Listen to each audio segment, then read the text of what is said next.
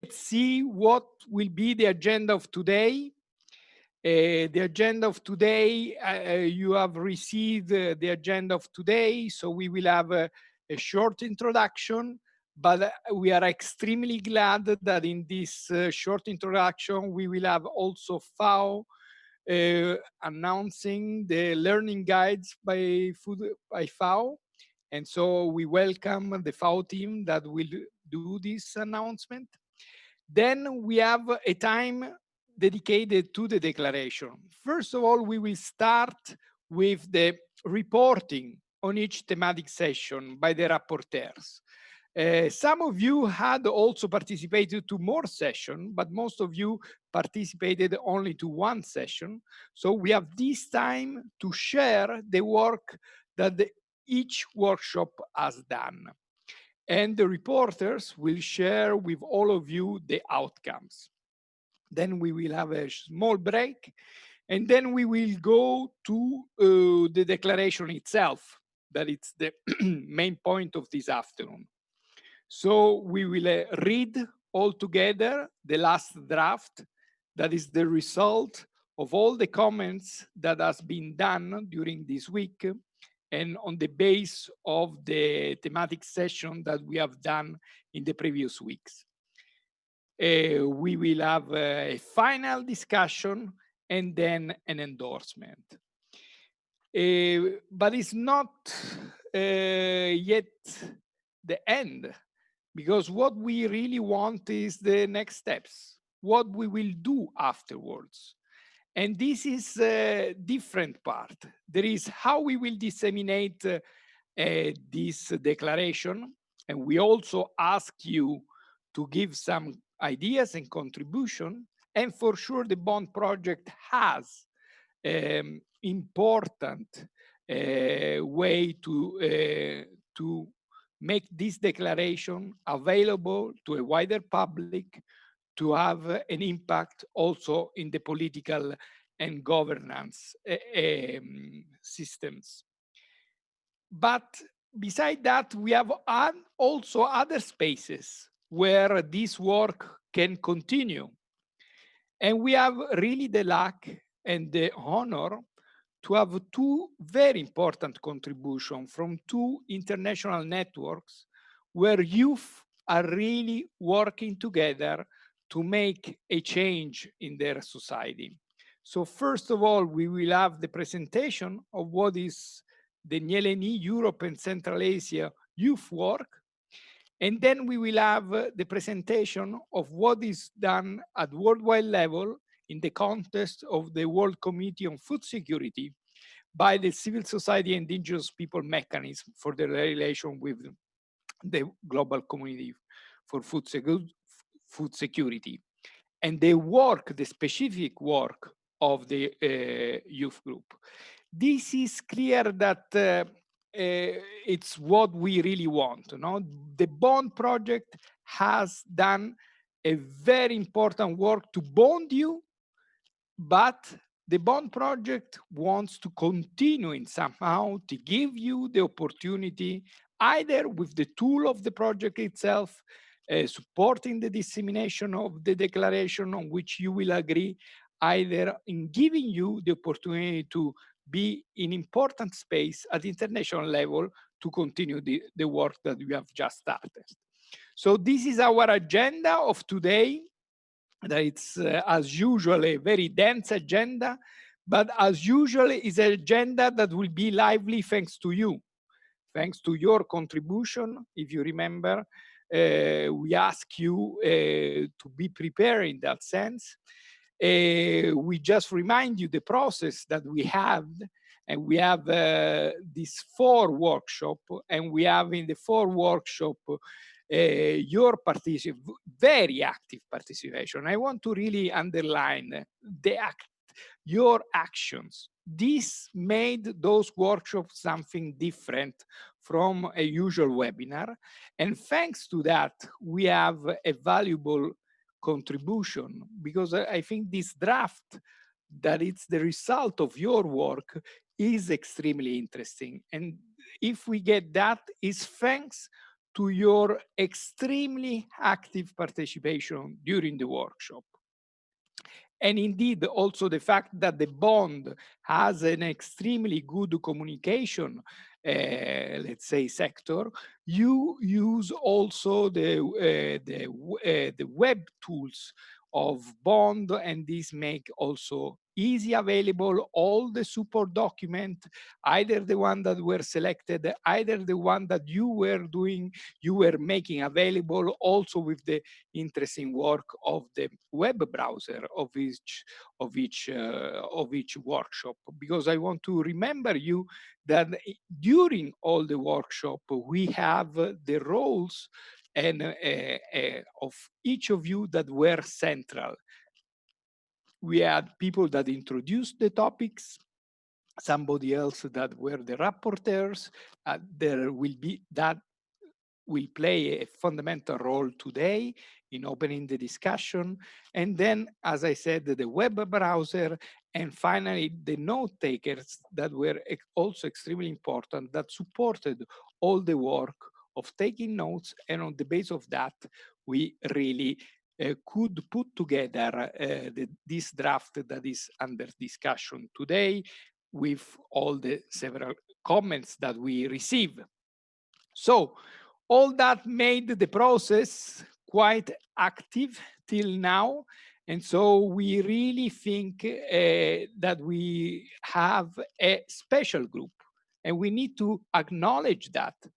This group is quite special, and I think that this is the reason why, when we talk about next steps, you will play an important role also in the future. Good. I think that we had a concluding introduction on what is the day, or how will be the day today.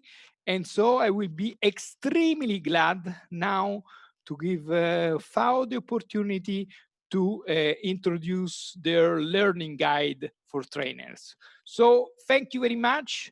And I give you the words to introduce this very good work. Thank you. Thank you very much, Andrea. My name is Maria Grazia. I work for the Food and Agriculture Organization of the UN. There is also another colleague of mine who is attending, Francesca. I don't know if you can see her.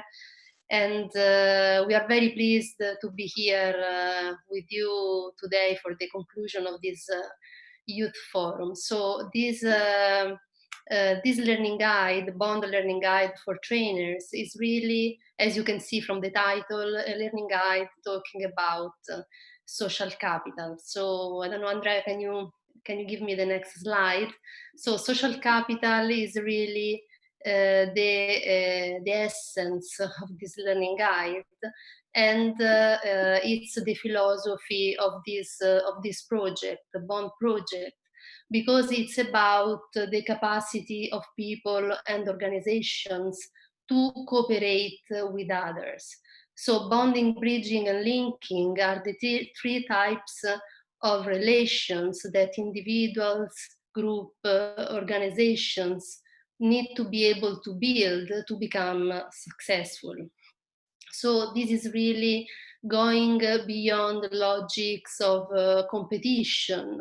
It's about stimulating cooperation for growth, for change. Andrea was saying, make change in society. This is what it's really about, this learning guide, because change is something that everybody can bring. It's internal, and it's a process of learning. So in the next slide, you can see, so this is a trainers, and these trainers for us are the farmer leaders and managers of local organizations who can affect change in the space where they live and where they operate. So this document has two parts. Part one relates to the possibility of organizing learning events, meeting, workshops, and describe the way to design, to think through, to determine objectives and methodologies. The second part is really the essence, the topic that this learning guides wants to offer to farmer leaders and managers. So there are 16 sessions, and for each session there is a description of the structure, how the facilitator should facilitate discussion, some technical background, PowerPoints, and so on. And the next slide, you can see the topics, and in the topics, we have topics related to group dynamics, how to engage in a group, how to build self-confidence, how to build leadership or nurture leadership in the group where you work or where you cooperate. There are also other topics related to conflict management, negotiation, and dialogue, and so on. So all these topics are really topics which support capacities and the possibility to be stronger in building this kind of relations for bonding, bridging, and linking. Now the idea that we would like to offer to the participants of this youth forum is the organization of 2 training sessions that will be organized online in the month of October. Actually, the dates are the 19th and the 21st of October. And these 2 online sessions will be about leadership and networking, because we would like to reflect to all those who are interested on who should be the future leaders. No? You're talking about sustainable agriculture and other relevant topics. Okay, who are these leaders that should bring forward these topics? And also the networking aspect, so the importance to connect with others, how you engage and how you connect with others. So for all those who are interested, we will be sending out a message in the coming week detailing the topics, the days, and for those who are interested, please don't hesitate to write to us, and we will be very happy to do these 2 events with you. Thank you very much.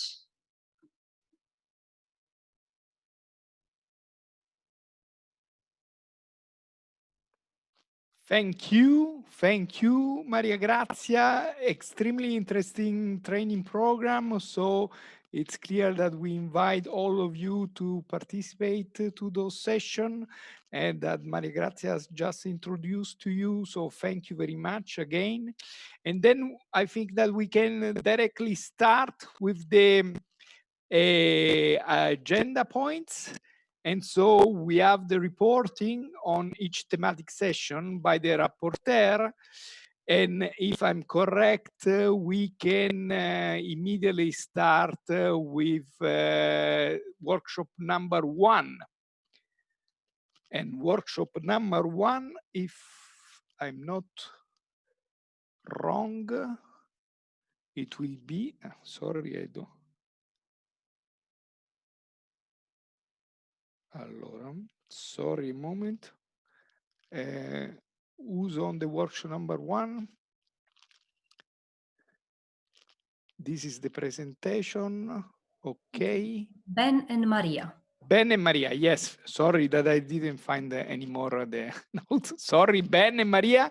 You have the words and you have 10 minutes.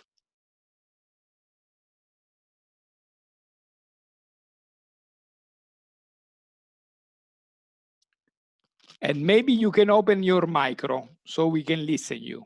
Can you hear me? Now, yes. So Thank you, Ben. Based on the 6 paragraphs from our workshop, an extension of some of those ideas are the following: that in how it relates to the new CAP, it must address short-term thinking that is not resilient and creates a dangerously low number of new farmers in Europe. The CAP must address low employment in farming, despite it being part of the EU's largest manufacturing industry, which is food. The effects of climate breakdown in the EU, such as drought, carbon loss, loss of biodiversity, soil erosion, are extremely expensive on taxpayers, as we bail out nature as part of the EU Climate Emergency Action Plan. And as part of that, the value of European regenerative agriculture is huge. Soil has the capacity to deliver mitigation, balance, and solve the effects of climate breakdown as it affects us economically, environmentally, and socially, by restoring and enriching many of nature's invaluable assets so that land, yields, products, and local economies can become more resilient and economically viable. To expand on that, when we regenerate our soils, we regenerate our planet. We know that only 5,000 hectares in any one region is required to impact, to make an impact. Nature has a value in combating climate breakdown and building rural community wealth. Therefore, the services that contribute to soil health and resiliency have an intrinsic market value, and the new CAP needs to recognize this. The conditions for farmers, entrepreneurs, and companies to work together and innovate have to be created and catalyzed by the new CAP with a clear target for regenerative hectarage in the EU by 2030, and the majority of EU hectares to be regeneratively farmed by 2040. The CAP must remove current barriers to regenerative farming models and enable the long-term viability and resiliency of the European farmer, the land worker, and their rural communities by guaranteeing transition finance. That the CAP must step in where the banks will not step in and invest in a just transition for farmers by providing long-term support subsidies and direct payments for farmers in transition to regenerative organic in order to help reduce cost and initial risk of producing regeneratively. They must improve agricultural productivity, contribute to protecting the environment, and that includes soil, water, air in rural communities, as well as ensuring a stable, affordable local food in the EU. That the CAP should guarantee an increase in direct payments for farmers who are making the transition to regenerative organic farming practices and systems. The right to access public funds must not be based on history and instead be based on business plans for growth for young farmers, transition farmers, and new entrant farmers. The CAP should create agencies at an EU level to partner with young farmers in direct consulting and administrative help for their businesses. The CAP should push for tax breaks at EU member level state for regenerative farms in transition. CAP must facilitate the transition to regenerative organic agriculture by freeing producers from financial and contractual commitments with insurance companies and banks that hold the farmer in soil negative, short-sighted systems with no possibility for regenerative adoption. To expand on that more, the CAP should abandon support and incentives for extractive inputs that are designed for intensification, their own commercial needs, and dependency on uniformity and reduce production and the existence of European farmers. The CAP should incentivize alternative insurance and banking parameters to enable young transition farmers to exit debt quicker based on ecosystem services. The CAP should include a direct payment scheme for ecosystem services that are being created on farms. The CAP should incentivize member states to create a new tax brackets on farms. Ben, sorry, remember that we have interpretation. So, I'm so as sorry. you're a native speaker, you have to go much, much slower. I'm so sorry, Andrea. Otherwise, they will die. I'm so sorry. That's very ignorant of me. I'm very, very sorry. And No, don't worry. I appreciate that we're doing this whole thing in English. I'm conscious that Ireland is the only country in the EU speaking English, and I'm very appreciative for everyone speaking the language of English. We have a lot to get through. There are a lot of points.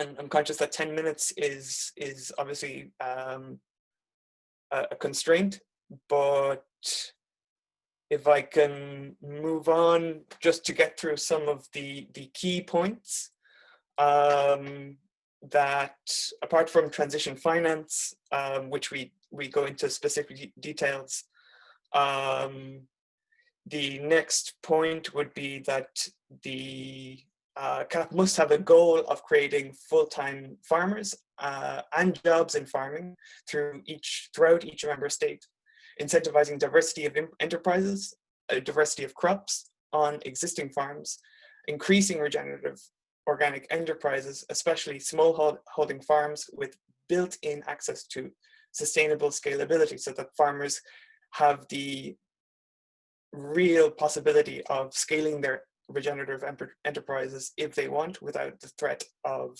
debt, working with small margins, and that they have the right, their right to guarantee, or their right to produce food regeneratively and earn a social wage from doing so is guaranteed, and to protect farmers from the need to practice intensive conventional agriculture is also guaranteed, that this is not something that farmers need to go into.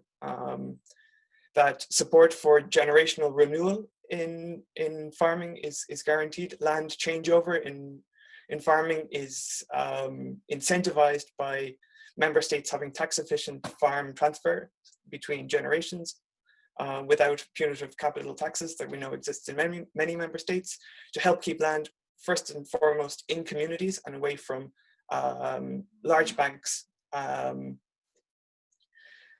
The CAP should specify, in accordance with internationally acknowledged definitions, to explicitly support a more inclusive agricultural policy framework that redefines the criteria of Pillar 1 of the CAP on farm size, land use, land access, to help regulate agriculture land prices as well, to help stabilize rent rates of land, so that nature is brought back to the balance sheet, where biodiversity, enterprise resilience through crop diversity, enterprise diversity, seed diversity, and the number of jobs created in farming, that soil health based on living biomass, its ability to retain water, to sequester carbon, all must be part of the business models for EU farms. And the CAP is explicitly supporting this to achieve the sustainable management of natural resources objective that is in the Common Agricultural Policy. The CAP must subsidize the creation of regional biodistricts with payments based on the soil's ability to hold water, its health, and the biodiversity that exists on the enterprise, and its ability to sequester carbon.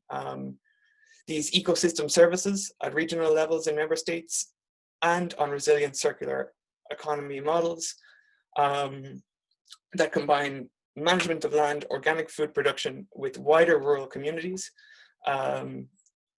must be subsidized in the CAP and supported. Long-term targeted support for new entrants in the farming sector, with additional supports for young farmers and new entrants that engage in small-scale regenerative agroecology, soil-to-soil models, diversification of crops, silvopasture, agroforestry, and that includes a monthly allowance to allow progress towards a living wage gained from these land practices. That is clearly based on the capacity of carbon on an enterprise, its ability to hold water, and the biodiversity that the enterprise has. So moving on from the detailed points that we have in that, direct payments to new entrant farmers should be based on measured quality and nutrition of the health benefits of the produce, which includes grain, veg, fiber, meat, and natural products, not only the quantity. The CAP must create solid basis for new commercial activities for farmers and buyers, and redefine production as quality-based instead of just quantity. And there must be clear criteria and parameters for that as well. And we go into more detail on how that exactly can be achieved. The next paragraph was knowledge and competences. And in support of this, we want an increase in mentor schemes that are funded by the CAP to create solidarity amongst farmers as community, not just competitors, to give access to regenerative designs and systems such as biodiversity corridors, biodistricts, carbon negative farming, biodiversity farming, and an increase in soil health through visitation and training that promote regenerative systems. An increase in CAP-funded academic specialized courses in EU education institutes based on regenerative agriculture, regional land management, and that should be made mandatory for access to direct payments. Funding for research into regenerative agriculture farming in the EU needs to be increased. Funding for micronutrient input needs to be increased, especially for underdeveloped multi-fruiting reproductive crops. That the CAP must incentivize curriculums and research in every member state that moves away from chemistry, pharmaceutical-based agriculture, and instead makes regenerative agriculture the standard for the future. The CAP must guarantee seed access by creating funding for regional seed banks in every member state that every farmer can access to decentralize control of the food system.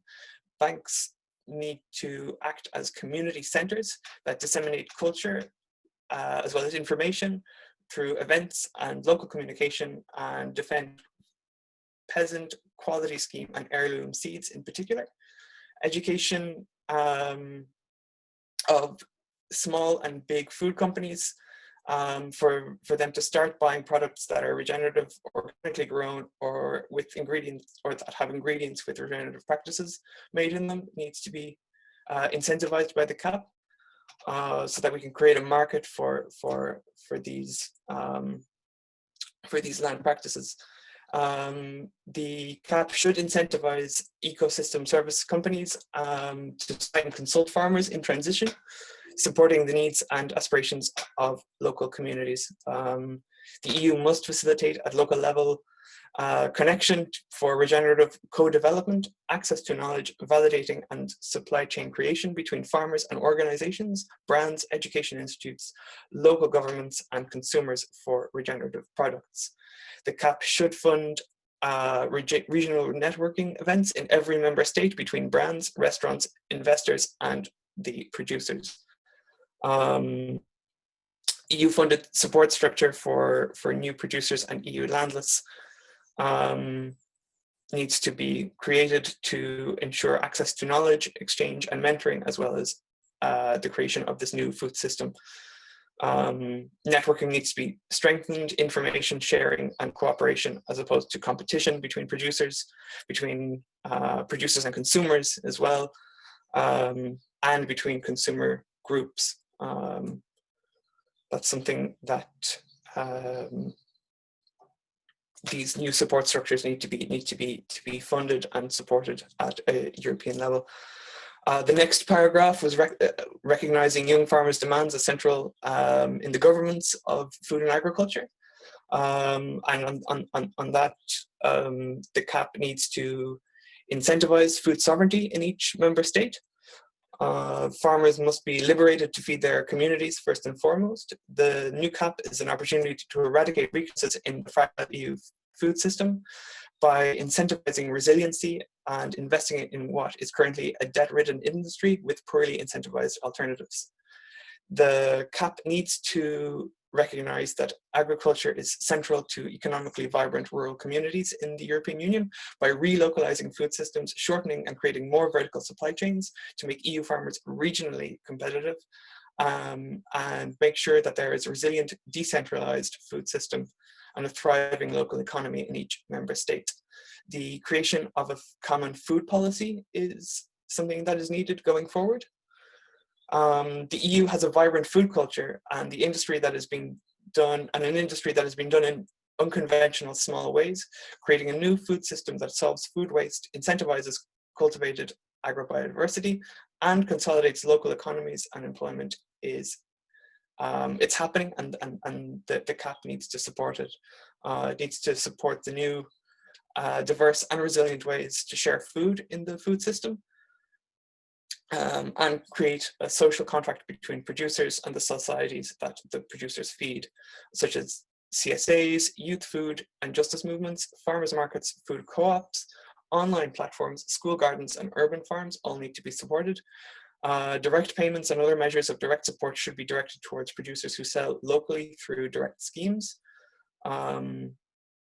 That the CAP must incentivize alternative distribution systems that diversify away from centralized supply chains to a more multifaceted system that helps small, young, new entrant farmers become established and find markets for their produce, so that they can increase the food system's ability to react and adapt to shocks, sequester carbon, nurture biodiversity, and provide multiple social and economic benefits to the rural and regional economies in each member state that the producers are serving.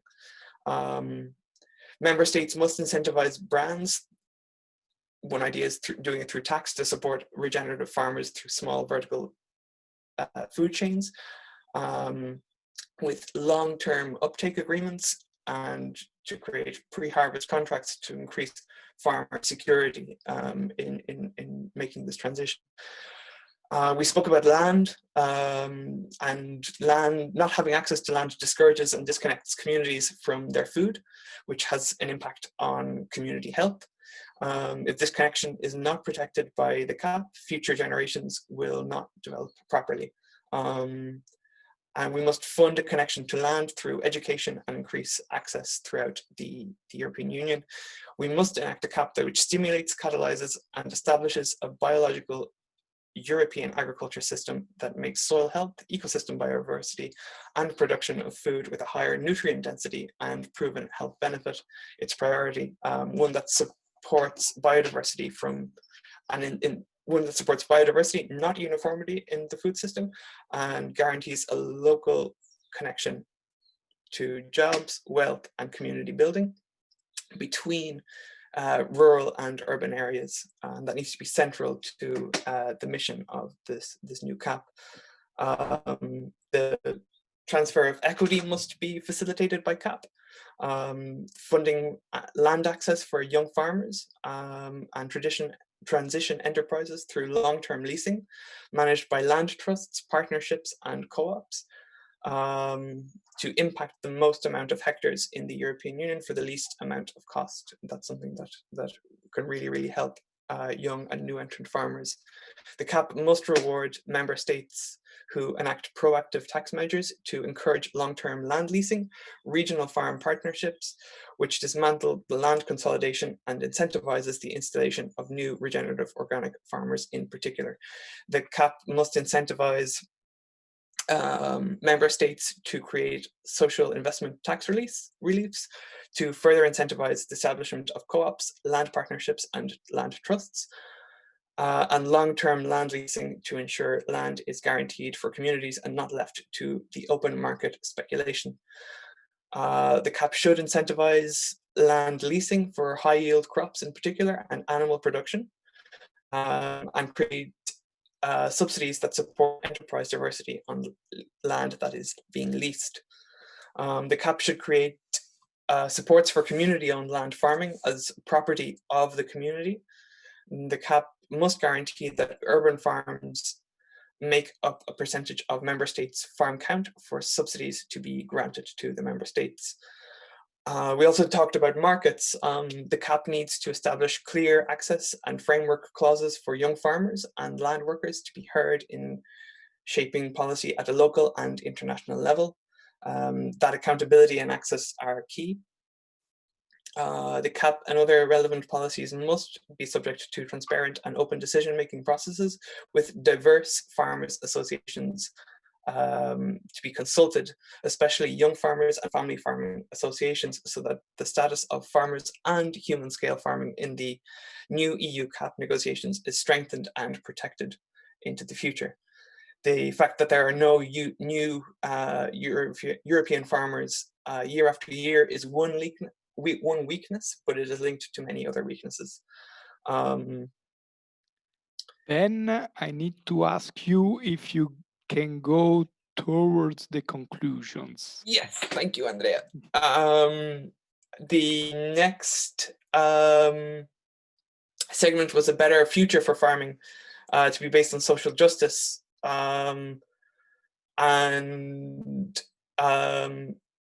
We've seen that in the last 10 years, the only agricultural sector that has expanded in land use, the number of farms and employment in Europe is organic farming. Yet this is currently underfunded and under-resourced. We know that there are plans to increase the amount of organic farmers, but this needs to be improved still.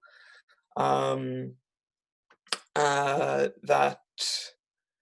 the CAP must become a rights-based document that specifies, supports, and inclusive definitions of small-scale and peasant farmers within Europe.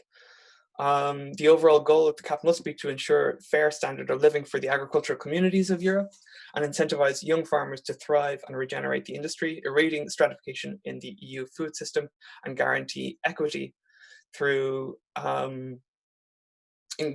increasing enterprise diversity on farms, and increasing farm numbers in every member state. The CAP must introduce measures aimed at leveling the gap between big and small scale farmers in Europe based on regional soil regeneration, not farm size. Support for farmers in transition to become regenerative must be increased, and to kind of conclude, the CAP must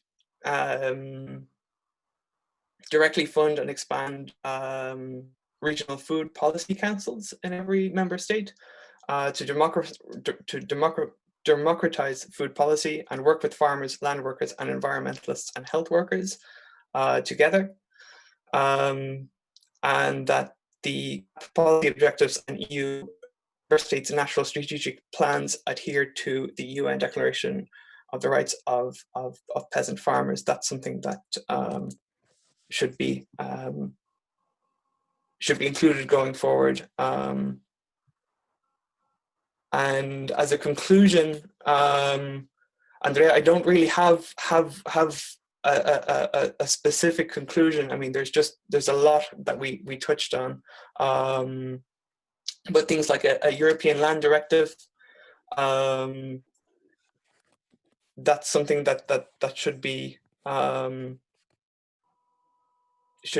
created, that defines land as a resource and a human right, and to make that effective under law, so that young farmers can count on access to land into the future. I think that was really.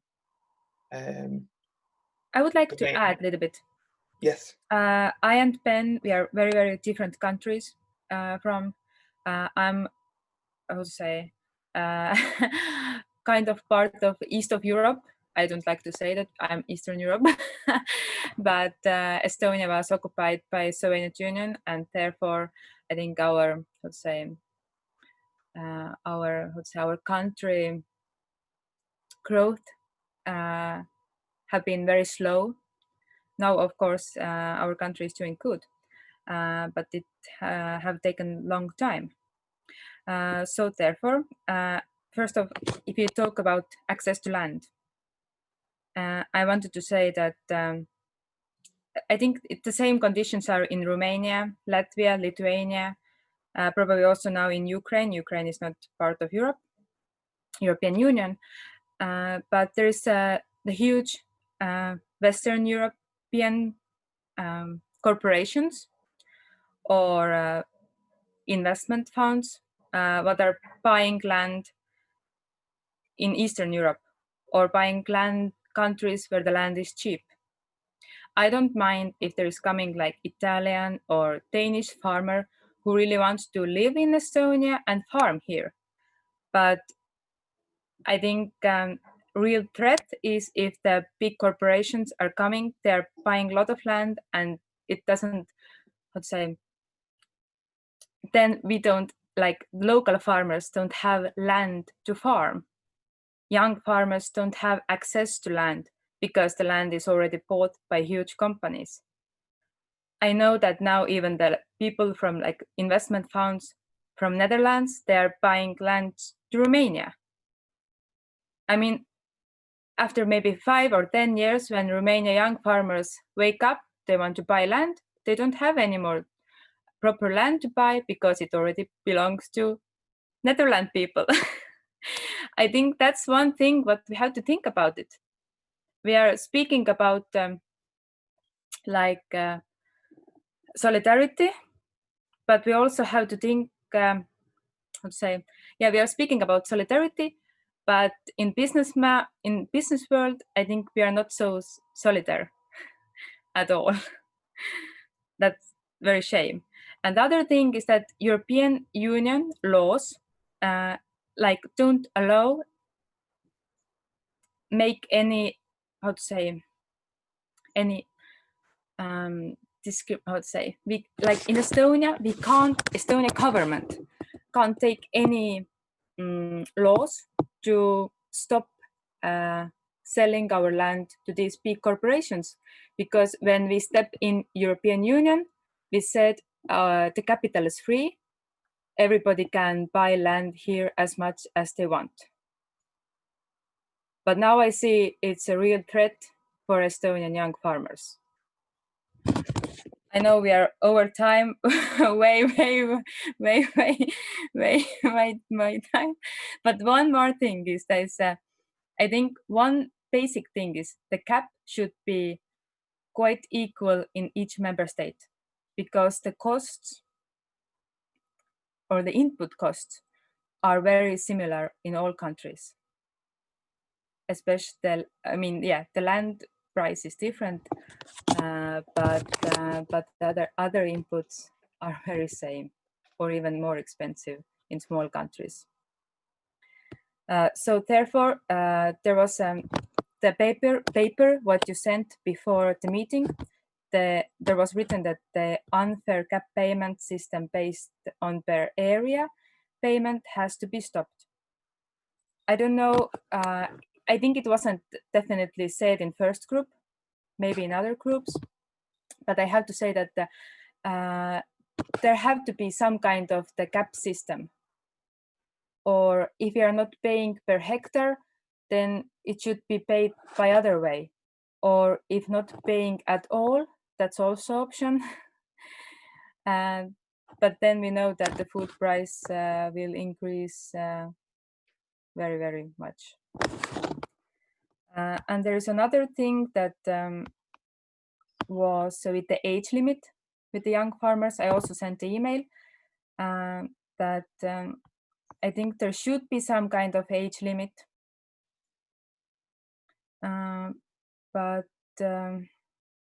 But we didn't have like common opinion. So I think I wouldn't just say that the age limit, it's not important. I think it is important. But yeah, that's all from me.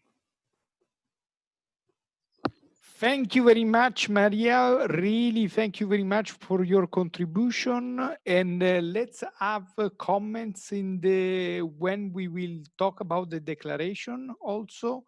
It was extremely important that you raised the issue of land grabbing that we really need to underline, because that was always there, and we need to see if it's not well spelled out in the declaration. And indeed, as you can see, but then we will discuss later about the declaration. The declaration is also a path of work. So it means that we need to reflect on better way to give criteria for young farmers. So the idea is that maybe it's not enough only the age. Doesn't mean that the age is not there, but we need more different criteria. That was what came out from the discussion. So Ben and Maria, thank you very much for the presentation, and extremely important. As you can see in the chat, you have the full document that was uploaded in this moment. So if you want to go through the 15 pages of the outcomes, you can read everything in the wonderful PDF that will be indeed one of the annex of the report that we are all preparing. So thank you very much. And now we go to workshop number 2. I see Nino online in front of us. And please, I give you the word. And if you can stay more or less in the 10 minutes, we all be grateful with you. Hello to everybody. Yes, you can hear me all, yeah? Quite well. Okay, okay then. As you see, my partner cannot make it today. I will try to be brief. I think I will just start with a story.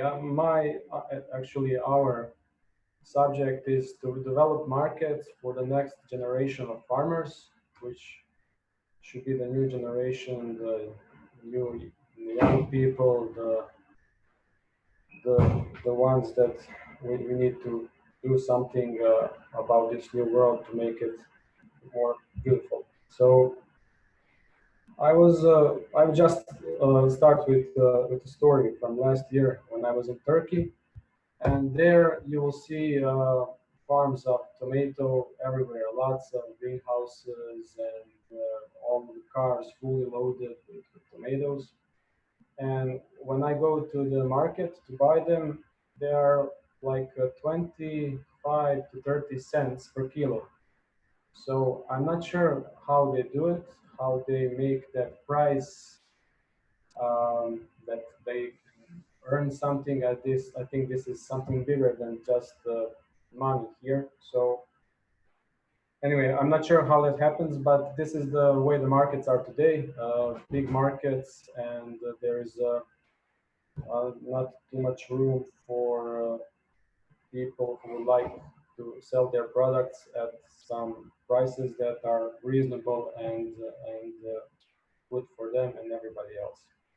So I would also like, Andrea, for you to help me a little bit about the things that I do not know very well. I would just like to speak about from my experience, what I can tell you. So also, I think we are what we eat, and that's very important to invest in ourselves as a main goal of this.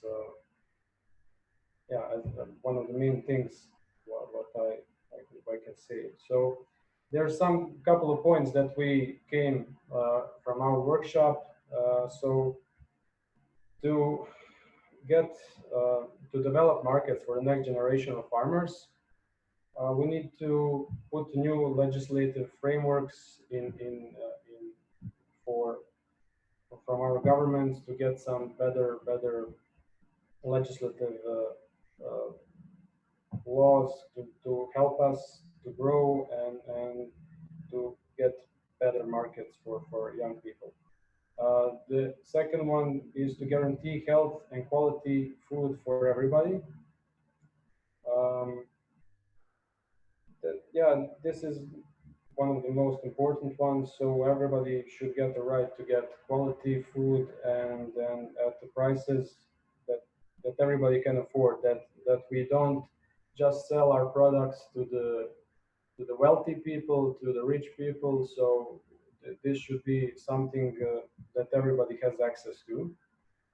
Um, yeah, that was also the third point. So the fourth one is diverse models and schemes for accessing the markets, which include lots of models to sell your products, to develop your markets, to get your friends, neighbors to invest in your production. So that was the fourth point.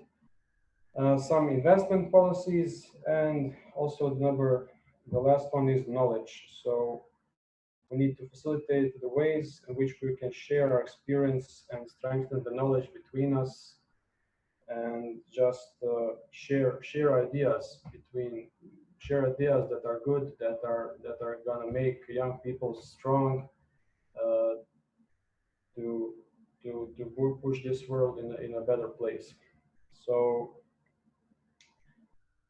I would just like Andrea to talk a little bit about this legislative framework. I think he knows much better this than me, and I think there is power in unity, and we need to unite, make some better choices in the future. Thanks.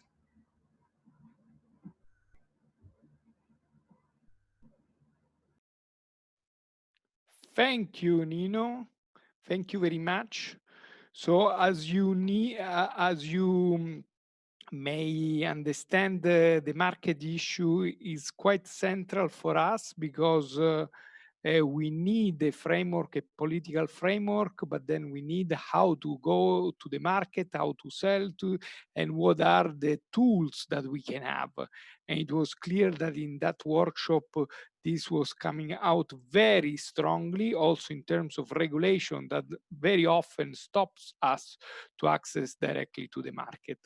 So that was a very interesting workshop, and indeed we had also the support.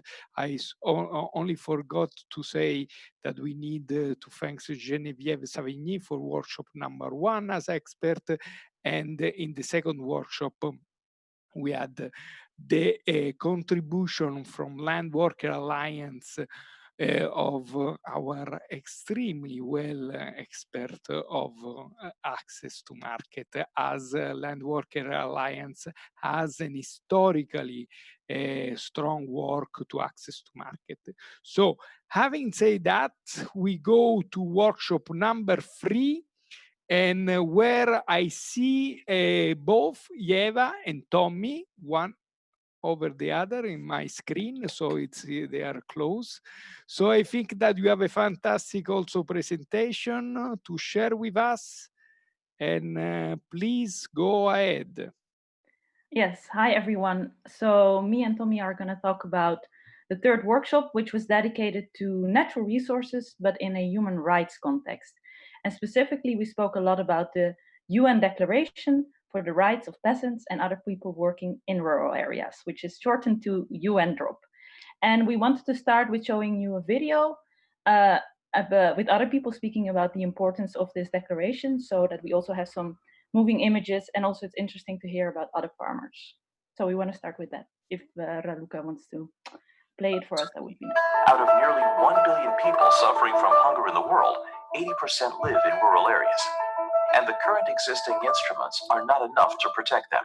Los campesinos y las campesinas son las personas que alimentan nuestro mundo, que mantienen el medio ambiente funcionando bien, y cada día observamos que son víctimas de violaciones, que son impactados por violaciones de sus derechos humanos.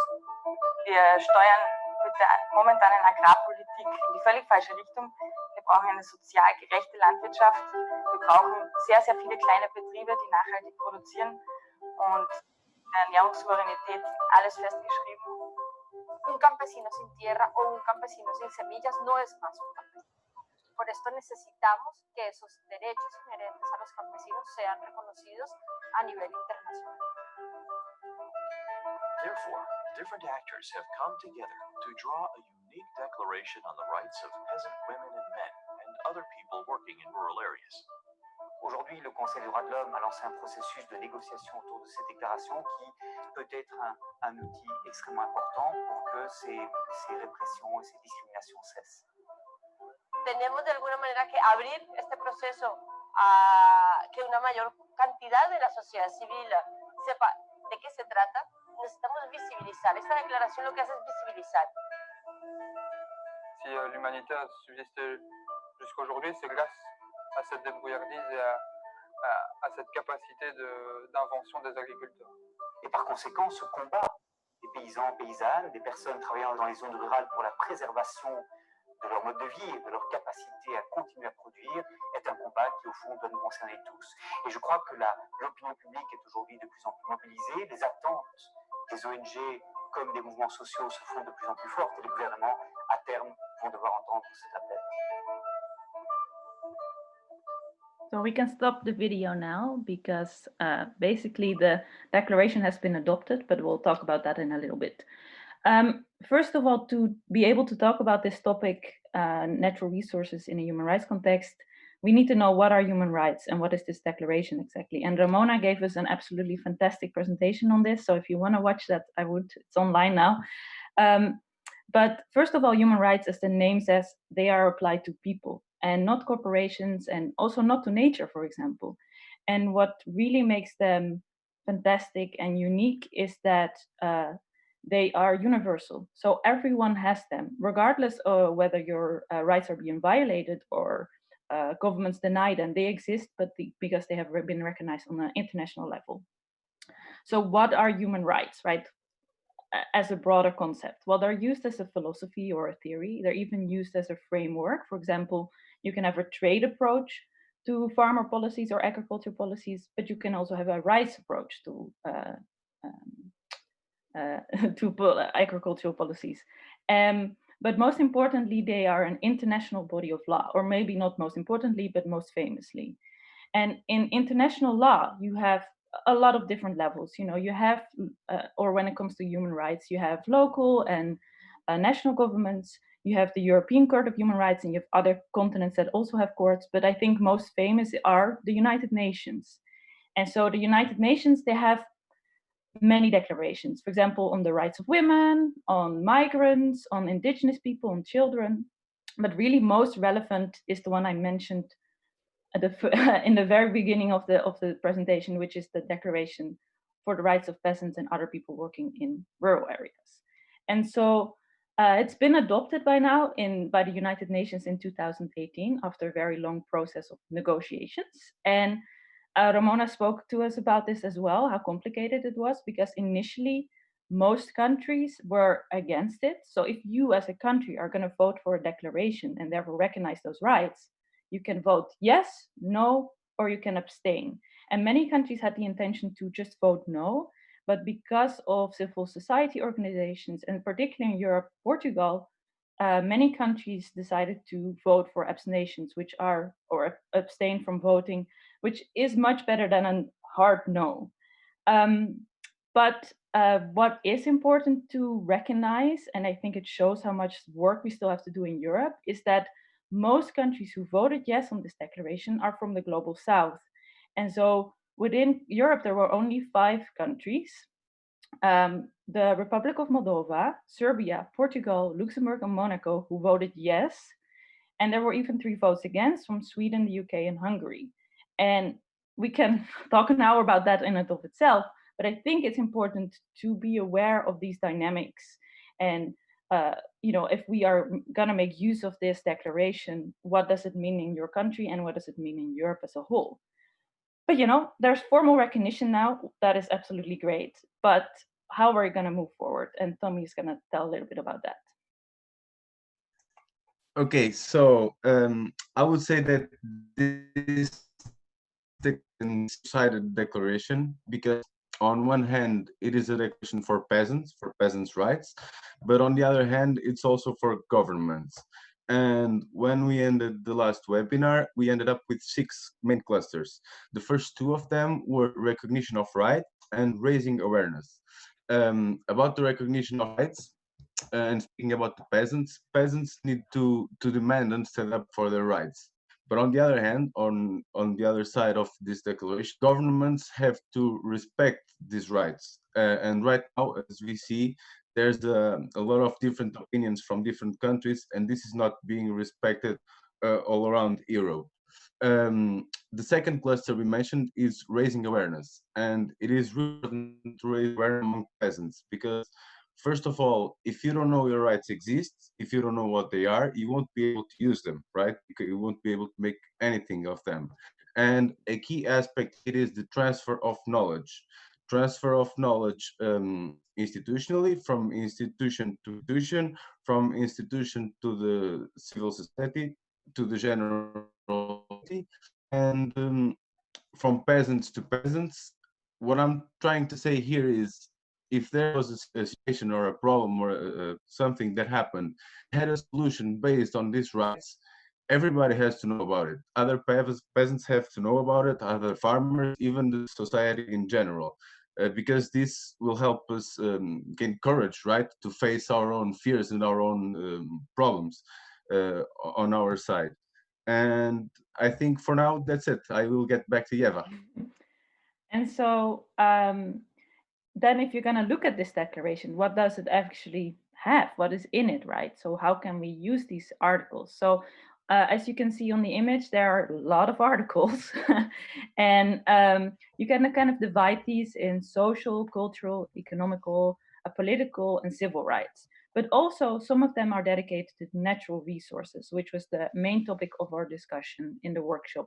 And I think it's very interesting because natural resources are not always part of every declaration. They're very specific in this case to the peasant situation. And there's of course overlap between civil and cultural and etc. because really nothing exists in a vacuum. But specifically, we spoke about land, or with regards to within the declaration, when it comes to natural resources, you have articles about land, water, seeds, biological diversity, and the environment.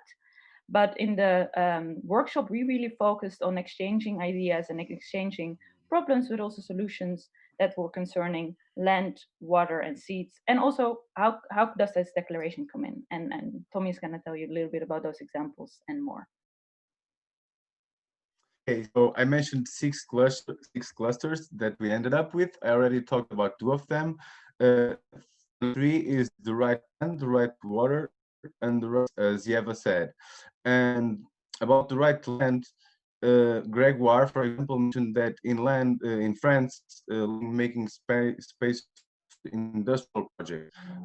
Ben also mentioned that tons of soil are disappearing every year due to erosion. So independent of the cause of the type of problem, land has a big issue. We have to stand up for this right.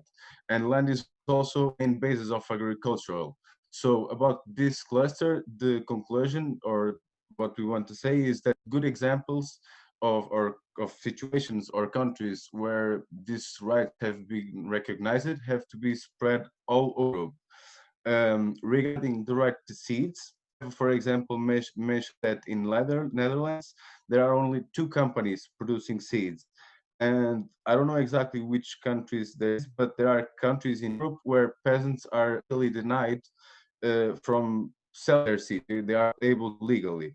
So the main topic here is that peasants have to have the knowledge to produce their own seeds, but they all need to be able to produce them, share them, and sell them legally without no barriers.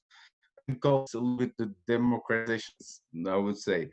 It is also important to do this democratization because of the genetic variety, right? The less different things we have, less variability we will have, and might get to a point where there's no turning back, or it will be really harder. About the right to water, Yeva mentioned, for example, that in France, wells that are in common lands are being privatized, and there's also no turning back from this. And we also know that all Europe, maybe even worldwide, water and water rights are a source of conflict, private, public, it doesn't matter, but it's there's a lot of conflict around this topic. So the main thing here to say is that water should be managed at a community level, and bureaucracy and bureaucratic barriers to access to this water have to be lifted. I wanna say a sentence that Lucas said, and it works not just for this cluster but for all of them. It's like farmers have the rights free of bureaucracy. I agree with this too. Sometimes it's hard to the, the the rights are there, but it's hard to make them useful. And I think for now that's it. I'll go back again to Eva. Yeah, and I think to sort of conclude, of course, there's much more to this declaration. There's much more to human rights and how we can use them. I mean, you can look at, as I previously mentioned, whether you want to approach farmer policies in a trade way or in a rights approach. There's the importance of civil society organizations and how the larger public needs to be aware of this declaration, and how we need impartial monitoring organs to ensure that these rights are recognized, and when they're being violated, that there's an impartial way, an impartial response to it. So yes, there is much more, and it's a very cool topic. And I think, regardless of our own reservations or how we feel about it, I think Tommy and I, both when we were speaking about it, really arrived at a feeling of hope, right? Yes, we did become to that feeling, because all of these examples, all of these problems that I mentioned, and there are much more, all of these are mentioned in this declaration. So in the end, this might be a really useful tool, and there was already a big long path that a lot of people took, Ramona specifically, and we think that the solution to many of these problems might be found on the general recognition of these rights. And I think that, do you have anything else to add, Yeva? No, I think that's it. Yeah. That's it. We conclude our presentation then. And thank you very much for your lively presentation. I see hearts and claps of hands, so everybody really appreciate. By the way, I need to say that at this last meeting of the forum, beside you, the fantastic group that has made this forum possible, there are other members of the bond partners of the bond project attending to this meeting, and I think they are really enjoying the work that you are doing. And so let's arrive to our fourth and last workshop presentation. And from Albania, Ghent should introduce the conclusion of the fourth workshop. Yes. Please go ahead. Yeah. Greetings to everyone, greetings friends and greeting hosts, and thank you for inviting me and being the rapporteur in French of the fourth workshop. If I please, I will ask the host if I can share the screen and do the presentation from my screen. Is it good with you? Yes, it's clear. Okay. Actually, our workshop, being the fourth, it was named. Had some keywords like innovation, and so we tried to do something innovative. Before you continue, can you set better the audio? Because I think that we have some problem with the interpreters, because there is a kind of background noise. Background noise. Or you can speak a bit louder. You can read it anyhow in the chat. What about now? Is it better now? Now it's much better indeed. Thank you. Okay. Sorry. So a technical detail to the guest of this presentation. If you can please go to the webpage www.menti.com and use the code written in the screen 6919999 again. That would be more helpful for all of us, since we can have an interactive presentation. I will wait a few minutes as soon as people gather together. Few seconds, let's say. Yeah. So the name of our workshop, the fourth workshop, was named Young Farmers Work Together to Innovate and Share Knowledge Creatively. Here at the end of the page, you have some reactions that you can click on your screen when you are at the www.menti.com page, and then I will get the reactions live in the screen. Yeah, that's a good heart. 2 hearts. That's great. So to start with the first slide, during our workshop or during our webinar, we did a SWOT analysis performance. And some keywords that I would like to mention is that we defined some strengths, weaknesses, opportunities, and threats that are to this innovation process of young farmers. One strength is the era where we are living. Being young farmers, we can easily adapt to the technology. So digitalization is a strength that most of us have it as a background knowledge, and that's a good thing in the process. Weaknesses, as we know, being a young farmer is difficult to be also a decision maker, a high-level decision maker. So we should do our best somehow to overcome these weaknesses and be able to have a more proactive approach and go to the decision-making processes. Opportunities, As mentioned from the previous speakers, there are many programs, or many is a very, how to say, supportive environment regarding the funds and regarding the startups from different donors. So that's a good thing that the environment is very supportive. But the threat that consists, as pre-mentioned, is that the lands are becoming more and more expensive and are becoming less and less accessible from the young farmers. Yeah.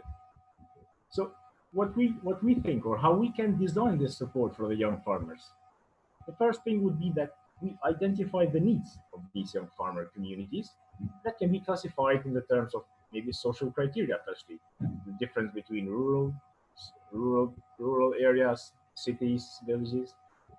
The second thing might be that we review the existing politics in supporting innovation when compiling the new packages, as Mr. Ben Longley and very vividly talked about the CAP, Common Agricultural Policy.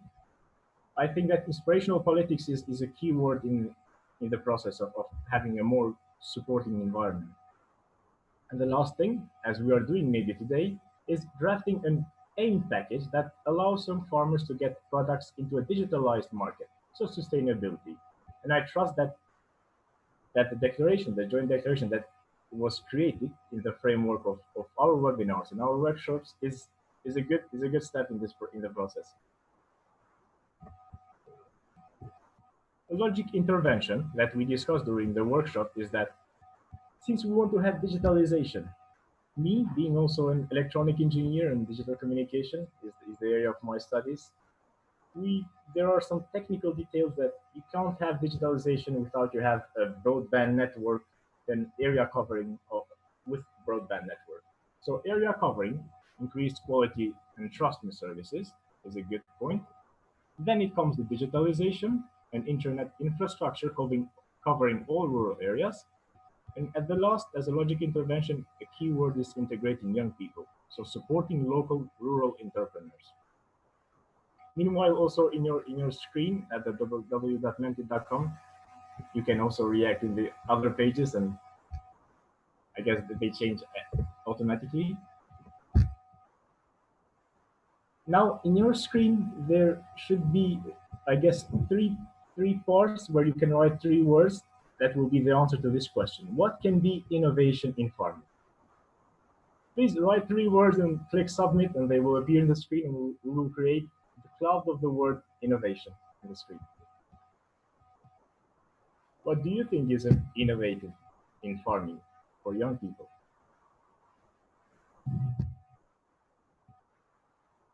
Creativity, good word. A good first word. Cooperation, a very good approach.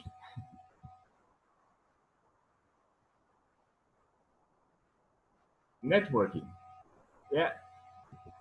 The best thing of these words, which we will wait also to get some more of them, is that mostly of these words is what we discussed also during the workshop, and they are present in the joint declaration. And this is a good thing that means that we have discussed the right topics, and we are trying to get answers to the proper products. So as many new words are coming, new ways of processing, electronic, peer-to-peer. So really good. Thank you to all of you that are reacting now. I will pass to the next slide.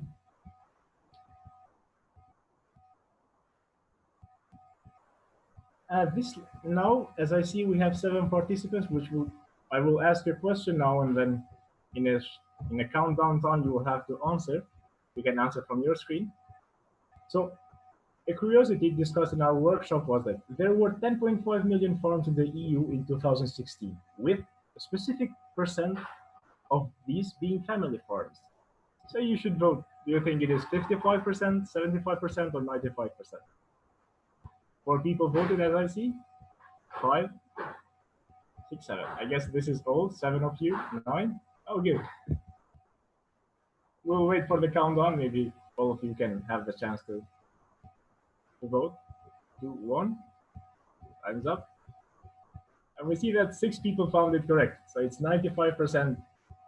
91% of the farms are family farms. which is a huge amount. And the huge number two is the number 60, which is the average age of farmer holders in 2016 from the reports. Which we need, since we are doing the forum for the young farmers, we need to lower it down. This painting, this picture, is what triggers me the most, since it includes how to say a a subjective view of the reality. So here we have the scheme of how mapping can be done in many different areas, and they are made up from lines, polygons, and points. All the maps that we create, geographical maps, they are made of these three elements. And the thing is that every map, or every time we process something, we layer it down. And we have layers. We have the first layer, which might be lines, the second layer polygons, the third layer points. And it's the same way also in the process of in our field, or in the field of young farmers. We cannot alone be in this process. So there should be the will, that might be the first thing, the polygon. So we put the table with our will and interest, and then are the lines, which means that all of us, we should connect together, work together, and then the points are the innovative parts that what we should contribute so as to make it more and more beautiful and well received by the others. After this, we have a second question, which is, what do you think is the best support that young farmers are eagerly seeking from you?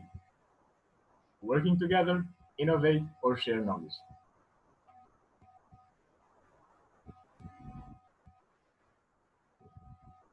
3, 2, 1. Hands up. And all the three of them are correct to us as a workshop, and I'm glad to see that somehow the innovation, it wasn't part of it, but as I see that it's equally divided to working together and sharing knowledge, which are two human rights, we can say, of that declaration. And that's a good point. So to see for fun, there is a leaderboard where we will see which one took the most points. So as the name Watson, as I see in the picture, is the first one, and then is the venture the second one. So Watson won the leaderboard. So the two questions were more, how to say, correctly solved by him. Whoever Watson is, if someone wants to say. And to conclude, it is an expression, it is a quote that starts, "Dear young farmer," a letter from a farmer who has been there before. The rest of the letter, everyone, I guess, has it in their mind or in their heart, that and can continue as they think that they would write to another one, to another young farmer, since we are there already.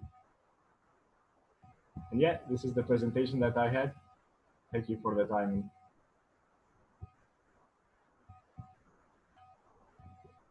Thank you, Gent, also to make us involved in your presentation, and that it's extremely interesting. And I think it's part of this way to work together. It's a bit more creative than as usual.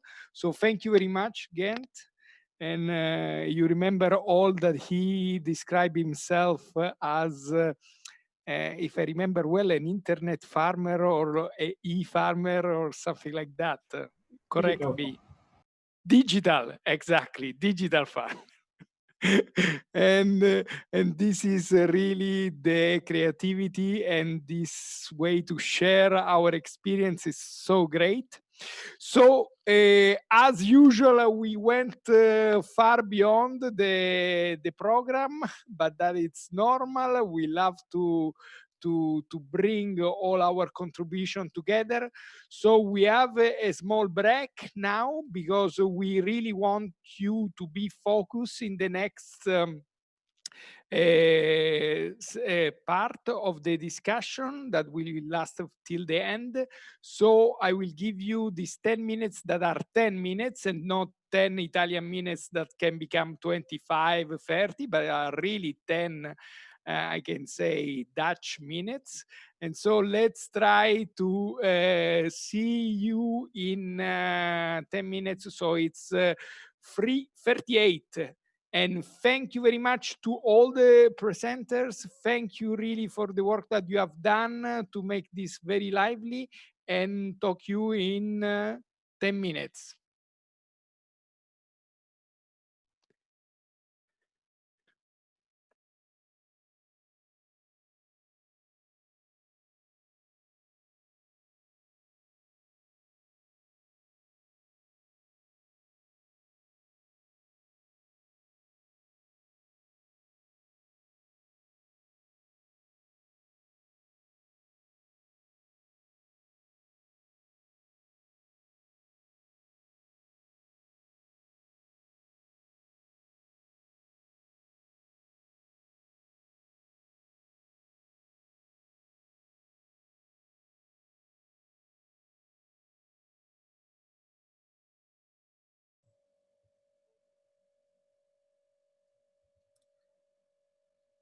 Mariana, putem să încercăm să facem testul de sunet acum, în pauză. Sigur, sigur. Eu așteptam să văd care e situația. Se aude bine. Da? Deci că se aude bine așa? Câteodată este un pic de un sunet de fundal, mai subțirel, dar se aude clar în același timp ceea ce spui. Nu știu, hai să încercăm totuși cu microfon, adică sunt niște căști vechi, am găsit întâmplător, Max a venit de la lucru și l-am întrebat.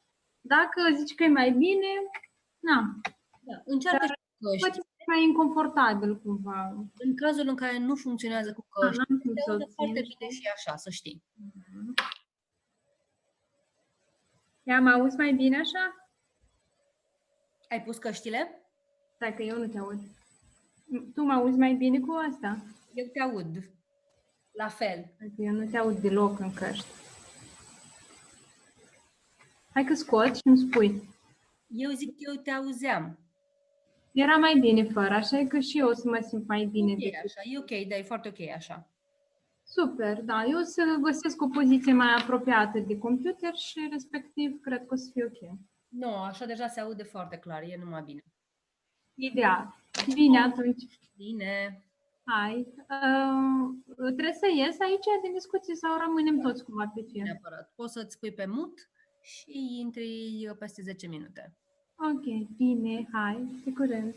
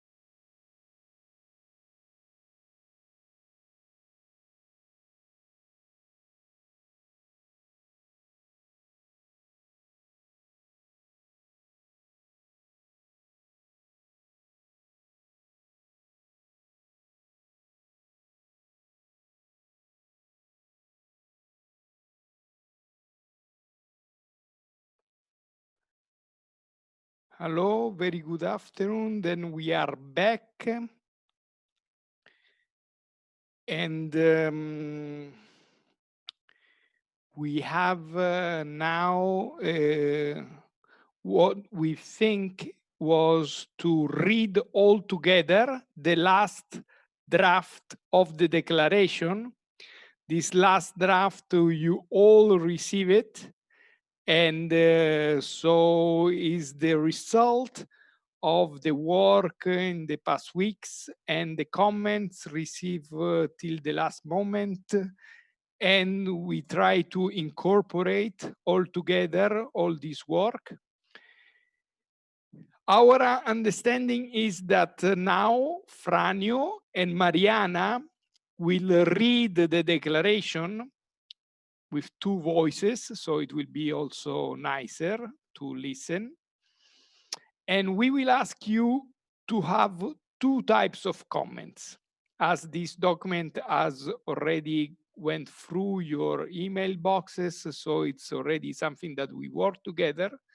But indeed, always there can be something that it's still missing, or something that you find really impossible to agree.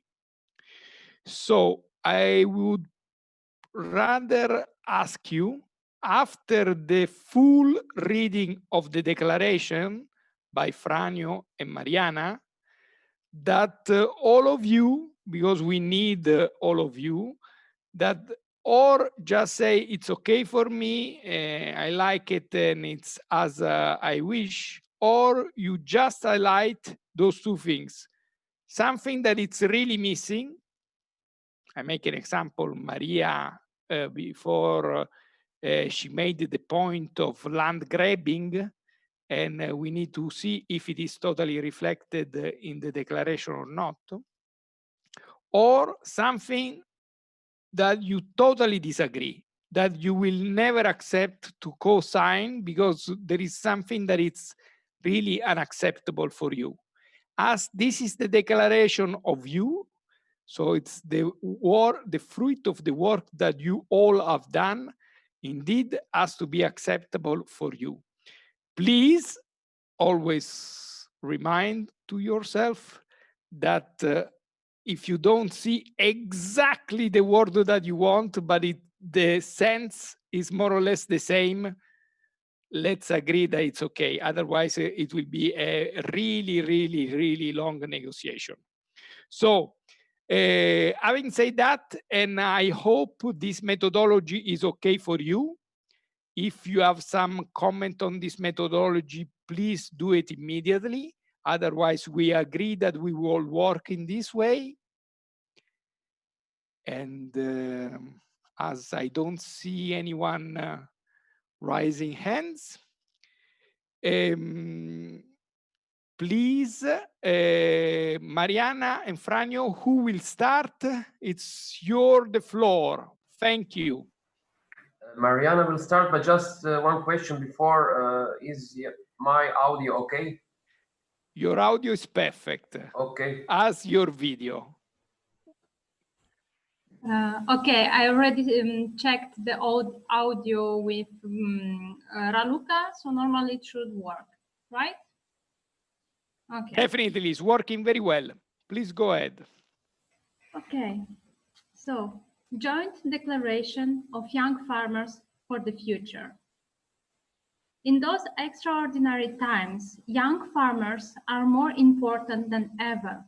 Our voice is crucial, and we are not only working hard to build the future and to become the leaders of tomorrow, but we already take charge of leadership today.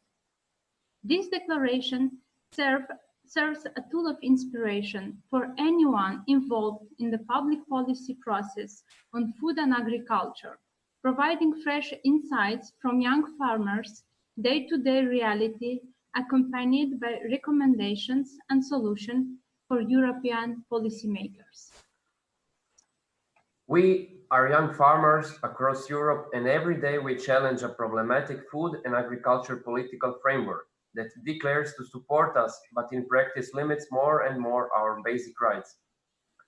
The revival of the European food systems cannot be achieved without full participation of youth and without respecting our fundamental rights. This is not simply only a matter of financial resources, but a struggle that young people face on a broad range of agricultural policy levels. This declaration calls upon all of society to build a sustainable food system in which we desire to play a central role as main actors. We have and can offer much more, and we do not wish to be limited to the role of solely a simple implementer of technology, a simple tool of a food supply chain, while our position as farmers becomes more and more marginal. There is no future for sustainable food systems without farmers, and there will be no farmers if young farmers are not allowed to work and develop. All we, the young farmers of Europe, are offered are empty spaces, empty policies that declare our important role in the future of agriculture in name only and deny the reality of its unfriendly political framework in our daily practices. We, young farmers, are hopeful. We want to be masters of our own future, of our own way to produce and be a central component of the society. We will guarantee the right to food for all, utilizing our knowledge, our capacity to produce for all, without harming nature and putting our knowledge and capacities at the heart of our production model. We are the innovation in every sense of the word. We bring the renewal in the future sustainable food systems that so desperately needs, and we will not accept to lose the control of our production. We want to enjoy our rights to land and water, to a decent life. We want to create sustainable food systems that respect nature and all natural resources that allow us to produce safe and quality food for all, help those that feel disconnected from nature and oppose those that intend to destroy it for their own gain. We want our farms to be active participants in society, which fulfills multiple needs, from being a solution to climate change to providing food to consumers.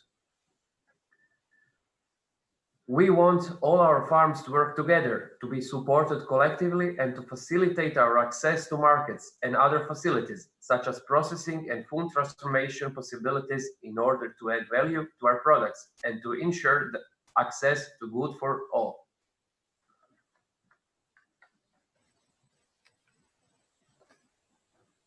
To change the political framework and to achieve sustainable food system centered on the rights of the farmers and the customers, we need to address the following elements. First one, an EU food and farming policies for the future with young farmers as central actors.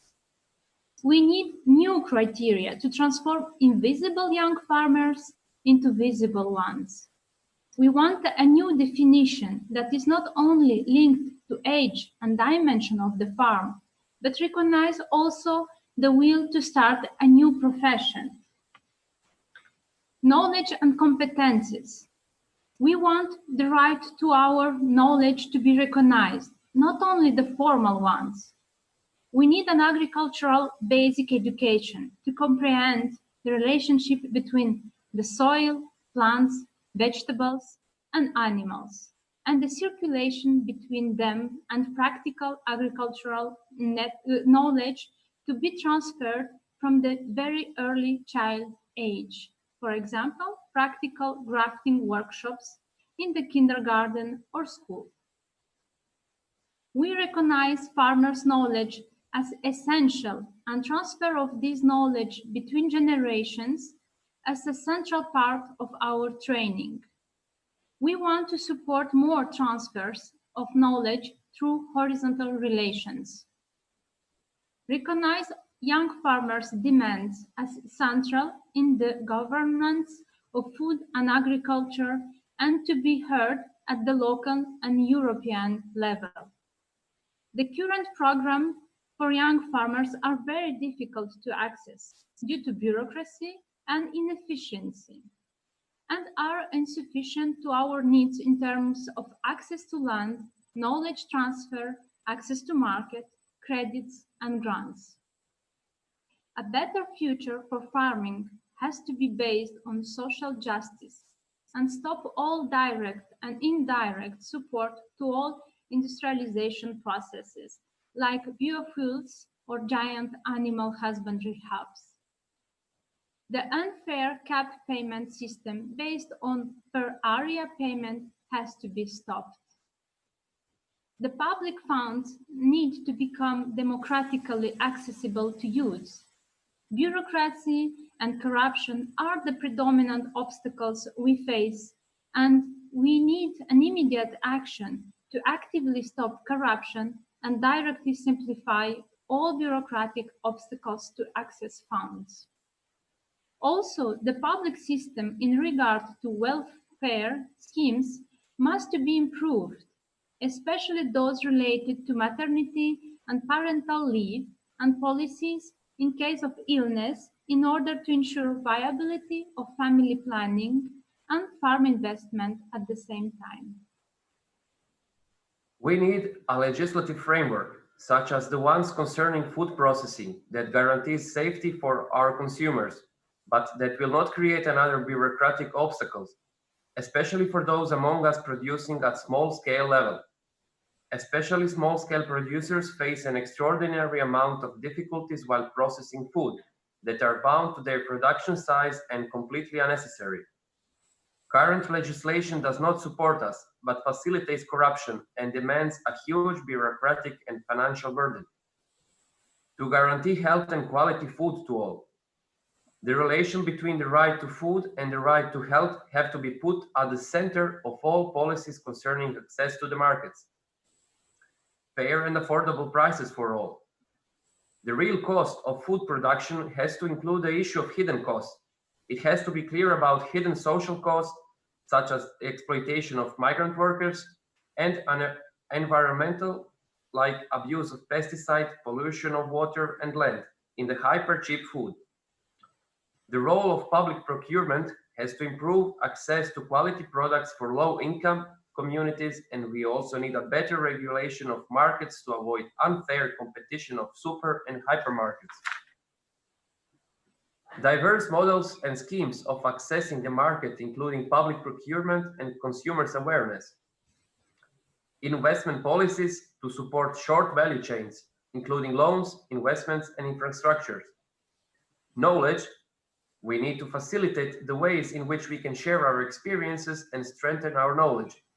The Farmers' Cooperative represent also a unique starting point for developing and sharing knowledge about sustainable agriculture and also tools and other resources.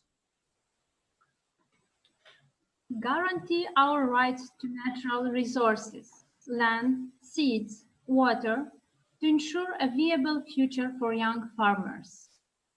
Recognition of rights. The need to have our rights recognized, acknowledged, and respected, and to have the opportunity to exercise our rights as peasants. Raising awareness regarding the United Nations Declaration on the Rights of Peasants and Other People Working in Rural Areas. We need to raise awareness among other peasants and with regard to the state. We want action and policies that put the anthrope in practice and create tools to monitor its implementation. The right to land. The right to land is the basic and inalienable right that allows us to be farmers. The few positive examples that recognize the right to land have to be spread all over Europe, and its examples copied and implemented. The right to seeds. We want to produce, share, and sell our own seeds, and we need to safeguard and share knowledge on how to produce our own seeds. The right to water. Bureaucratic and economic barriers on access to water have to be lifted, and water should be managed at the community level to overcome conflicts and privatization of water. Reference for food and agriculture policies. The new food and agriculture policies should be based on UN DROP, and we need to abandon the old trade approach that has characterized those policies in the past, making farmers poorer and the environment polluted without stopping hunger in the world. The support to young farmers to work together and to innovate and share knowledge creatively. Digital gap than towns because the private sector invests less capital in broadband infrastructure, having in mind the risk in the short term or profiting only in the long term. This derives the drawback in the process of digitalization, where current broadband speed is far behind Europe 2020 goals for rural network coverage. We want to advocate for expanding public investments in telecommunication, e-mobility, and soft infrastructure that links rural communities and promote smart entrepreneurship.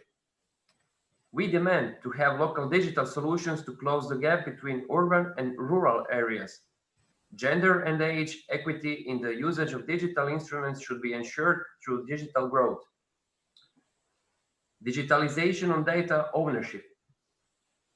Data privatization, data rights, concentration of the economy, dematerialization, and all those issues have to be addressed immediately before we continue on the process of digitalization of agriculture. Those are the obligations of legislators on all levels of governments regarding data ownership of farmers. We demand social criteria to evaluate innovation for positive progress. These will have to be assessed in 4 ways. First, impact on labor and livelihoods. Second, disconnection from nature. Third, the relation of innovation with communities. And fourth, how can technology be used to protect our rights? The role of the young farmers in the innovation process is central. We are users of technology made by others, but we are also the generators of innovation and therefore its transfer agents. We want young farmers' ideas and data to be protected. We need young farmers to have better possibilities to organize common work, networking through digital innovation, and to keep the control of the process in our hands. Digitalization of markets and the relocalization of food markets. We have new ways to access the market that we are exploring. Many experiences are already in practice, such as short supply chains that are directly benefiting the local communities. We can also find many examples of ecotourism that are managed digitally by young farmers. We need to share more on those possibilities and have specific public support. Innovation is key, also to have horizontal and democratic model of education, knowledge transfer, public awareness, such as including traceability of food, back to the source.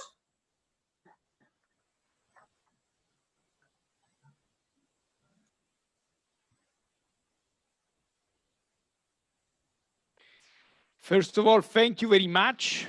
It's not so short declaration. And indeed, at the end of this process, we will have also maybe an English proofreading, as not a lot of us are mother language in English. So what we can do is that after all that we receive all the comments and the endorsement, we can ask anyhow to have an English proofreading to be more consistent with what we want to say and everybody understand what we want to say.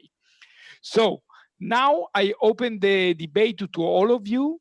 If it is possible, you can highlight those 2 things that we said, having in mind that we have a first part that it's more general, where we are affirming the basic rights of the youth in Europe, and then the second part that it's more on those 4 main axes that we have highlighted during the workshop, and you are describing more the path that we need to do in the next future to get really implemented a food and agriculture policy that has the youth at its center, as is said in the declaration. So having in mind that, how it is built, this declaration, we are open now to have comments from everybody, or whatever comments. It can be also a comment say, I totally agree with all that and no further comments, or as I said, something that it's really missing, or something that it's impossible to endorse for you. I hope that it's clear. And if this is the case, I will ask to start. There is someone that wants to start, so to break the ice, or I will call you. So I see that Adriana says that it's okay. So thank you, Adriana. You want to add something to that?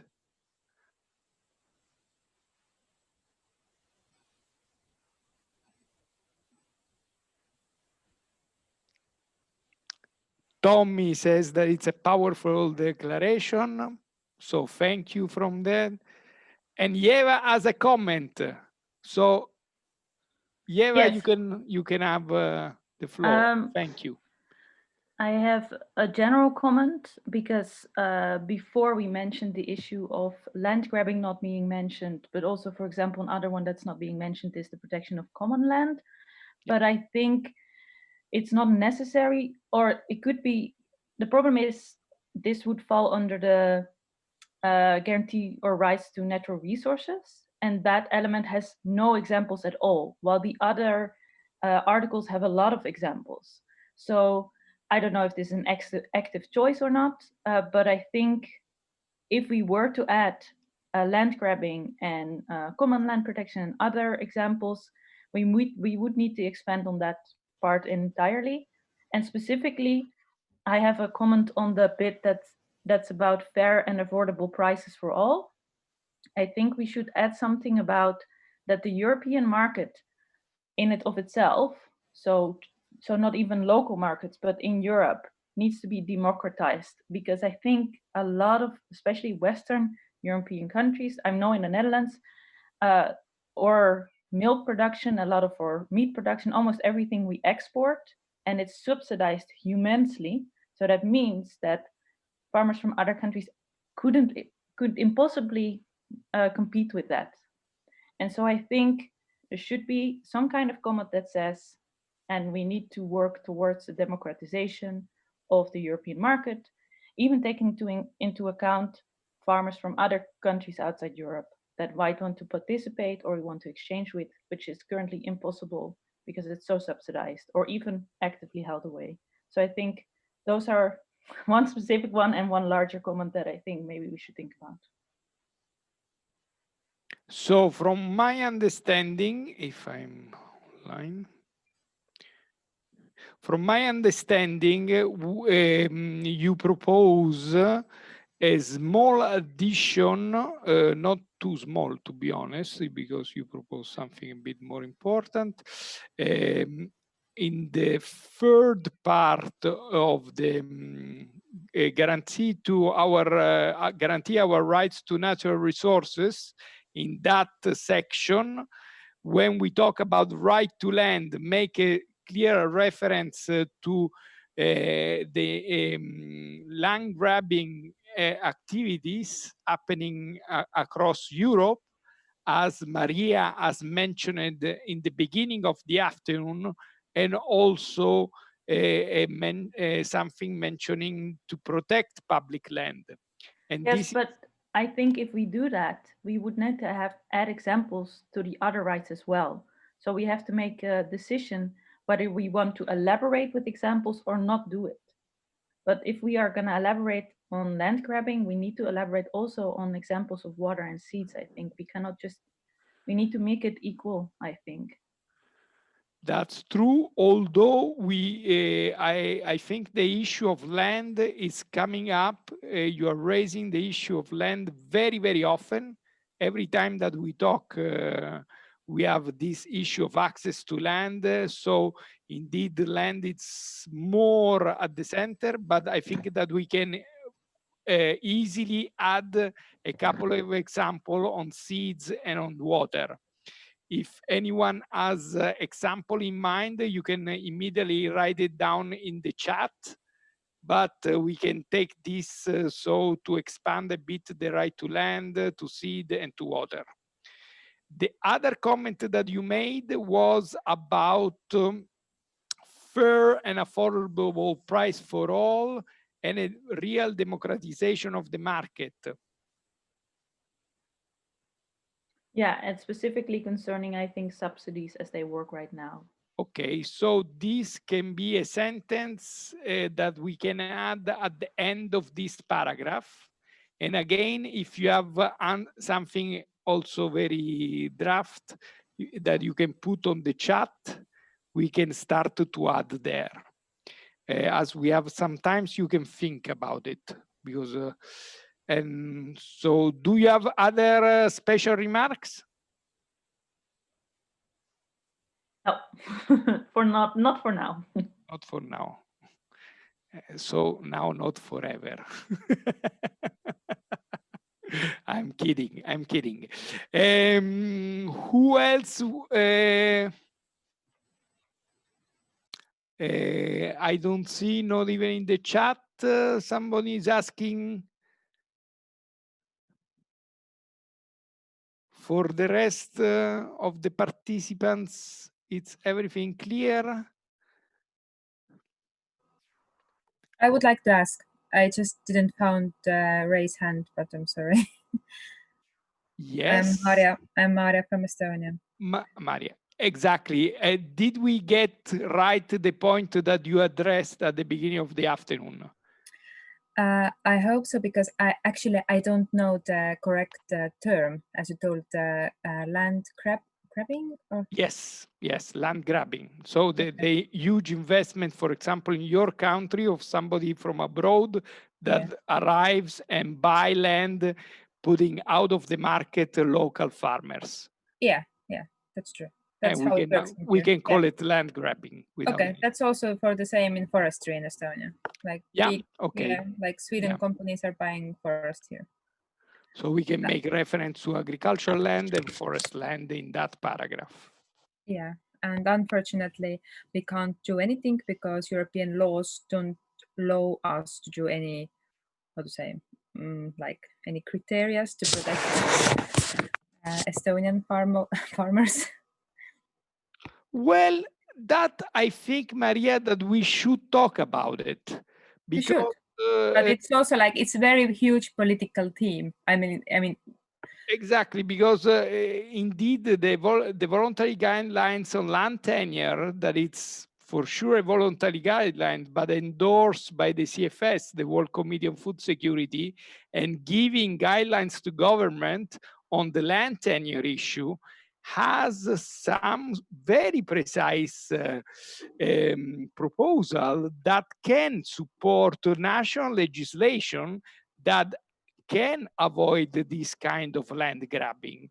In that sense, there are very interesting work done in the recent past at European level, also involving the European Parliament. And I'm sure that Ecoruralis can share with you a lot of documentation in that sense, and to support your local struggles.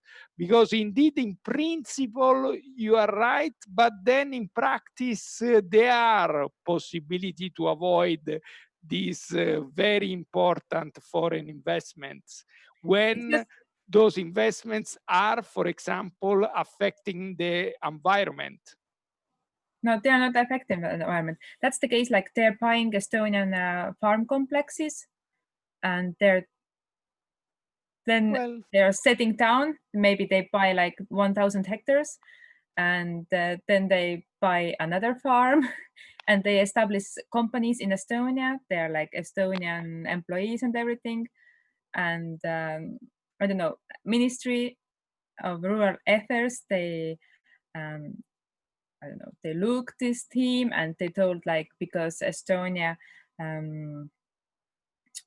I'd say, oh my god, Estonia started European member on 2014, and it was already too late. Like we told, like we are agree with this foreign investments and so on. So basically, I think it's only if our like prime minister is going to, I don't know, discuss with other prime ministers, like maybe we can change something, but I don't know, does it work like this? And the other topic was, well, to start, first of all, I thought that the first not paragraph, but first like that we are young farmers across Europe, and every day we challenge problematic food. At first, I thought like maybe it's too like too hard to say like this, or like two black colors. But then I thought about subsidies, or like direct payments per hectares, and also like we have local controls. In each member states have local control, and then central control, who is controlling local controls. There every, I don't know, 5 years or something like this, there is a control coming in this member state and look if everything is okay, if there is no corrupts and everything is like, I don't know, works perfectly. But there's also huge problems in Europe. Like I would say main support is coming from direct payments, and direct payments per hectare. It's very, how to say, the measurements, or like how they measure the land. You can't, how to say, you don't have a lot of space to mistake or like make the mistakes when you declare your land. And in Estonia, it's very silly. Like each year, basically our control system, or like the control organization, they redraw the land, or like they redraw the yeah, basically the landscapes, or the hectares where I'm oh my god, I'm very sorry about my English, but I'm just trying to explain you how does it work. I'm quite sure it works like most of the countries. I don't know how many of you have ever asked hectare support. I assume most of you, but I'm not so sure. It works like that in every country, Maria, because basically, I think, yeah. But the main problem is like this, the European control, because they are also like coming to member states, and they're checking like every meter. Sometimes they're thinking like, oh, is this road, like people are using the road to getting water to the pastures, to the animals, but it's not the main road. It's just like they're how to say, they're cutting, or like cutting the grass on the road. But still sometimes they're saying that you can't ask support for this land because there is this kind of road. Or there are like many very, very stupid things what comes from Europe. And I think like Estonian Ministry of Rural Affairs, I think he should also, or she, it doesn't matter who is at the moment, they should more focus on this, how to control or how to spread the money. Because sometimes I think it doesn't matter if they're like totally, you have 0.2 hectares more or less. But if they notice that you have asked money more than they measure, you will punished. And that's, I think that's pointless. Yeah. But they are doing, but they don't like, oh, it's very important because if you take Europe, it's so much land. If you calculate like this 0.1 hectare or 0.2 hectares, but generally, I think it doesn't matter. Yes, but this is, I think, what we agreed is that this system of payment doesn't make sense. And then this system of payment per area payment brings with him a lot of mistrust, a lot of difficulties in bureaucracy and so on. So it's this per area payment that has been criticized in the document, that it's the problem itself.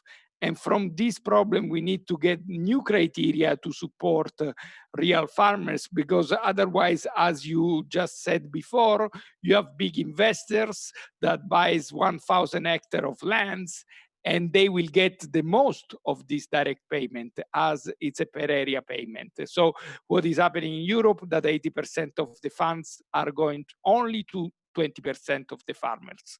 So That's true.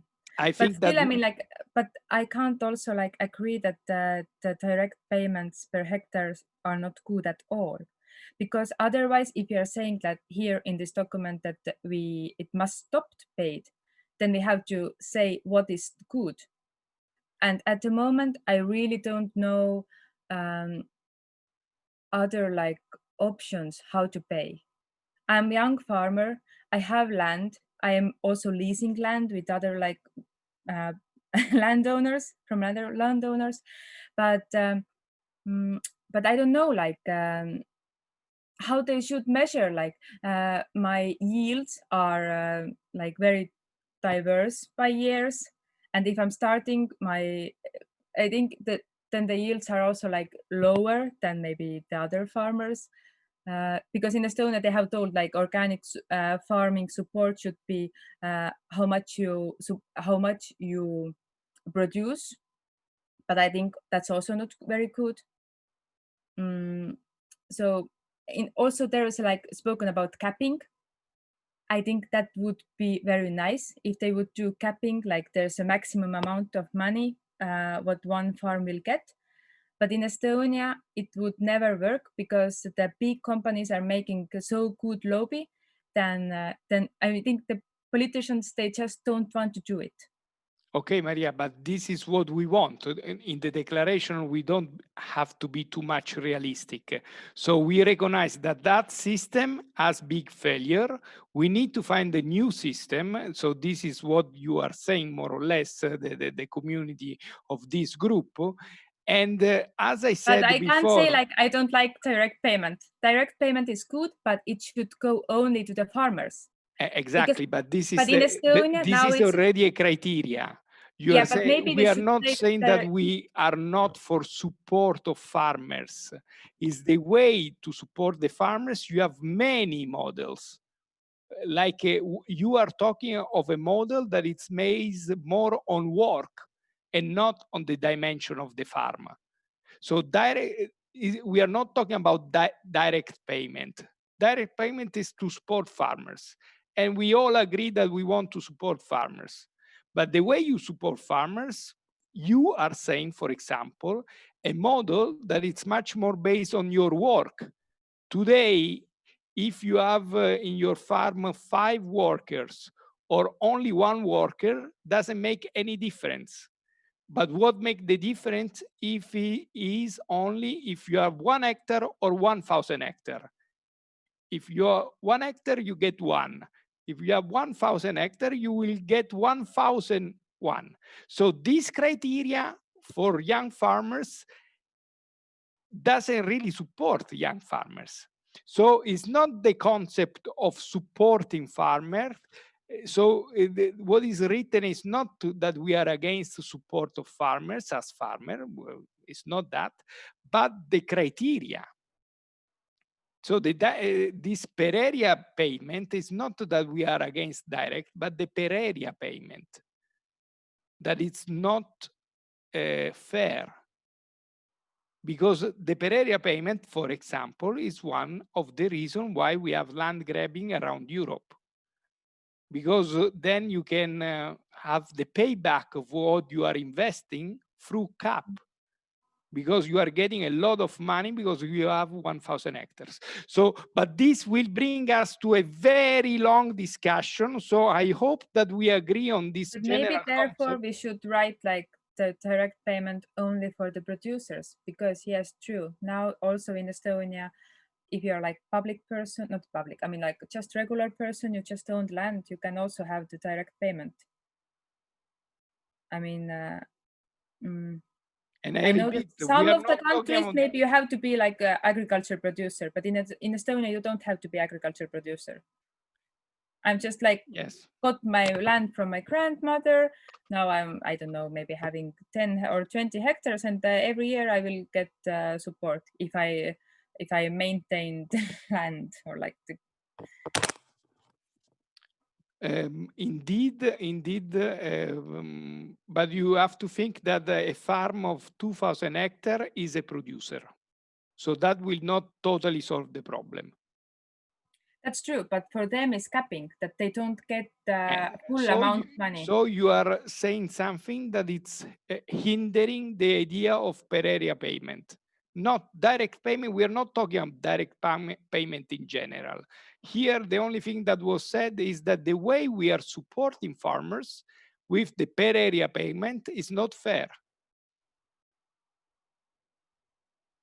Yeah, we can say like it's not fair, and it's also not fair that how to say between of the countries, like Estonian payments is so much lower than other countries in Western Europe. Exactly. And That's not fair. Absolutely. That it's linked to the past of CAP. After 7 years, we will reach. After 7 years now, when the new period starts, we will reach then 80% of average for European Union. So totally 80% true. of average after 7 years, that's, yeah. But you see that if you go to other criteria, like the number of working hours, the working hours, as they said, there is a minimum wage that has to be equal in Europe. So that will be a total different system. So we are not talking Working about hours also, it's very different on the farm.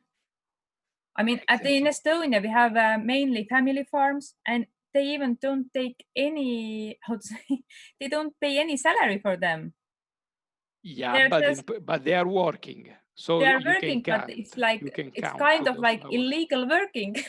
Yes, I know. This is I a work common my own problem farm, but I don't also get in any many other salary countries. from my farm. In many other countries like that, but indeed can be a criteria how many people works in that farm. I mean, there are many. It's a very long discussion. This is why we cannot go in detail of the solution because also it's a short declaration, but we can address the fact that the payment as they are now, they are unfair because they are going in the pocket of few farmers and not in the pocket, and especially not in the pocket of the young farmers.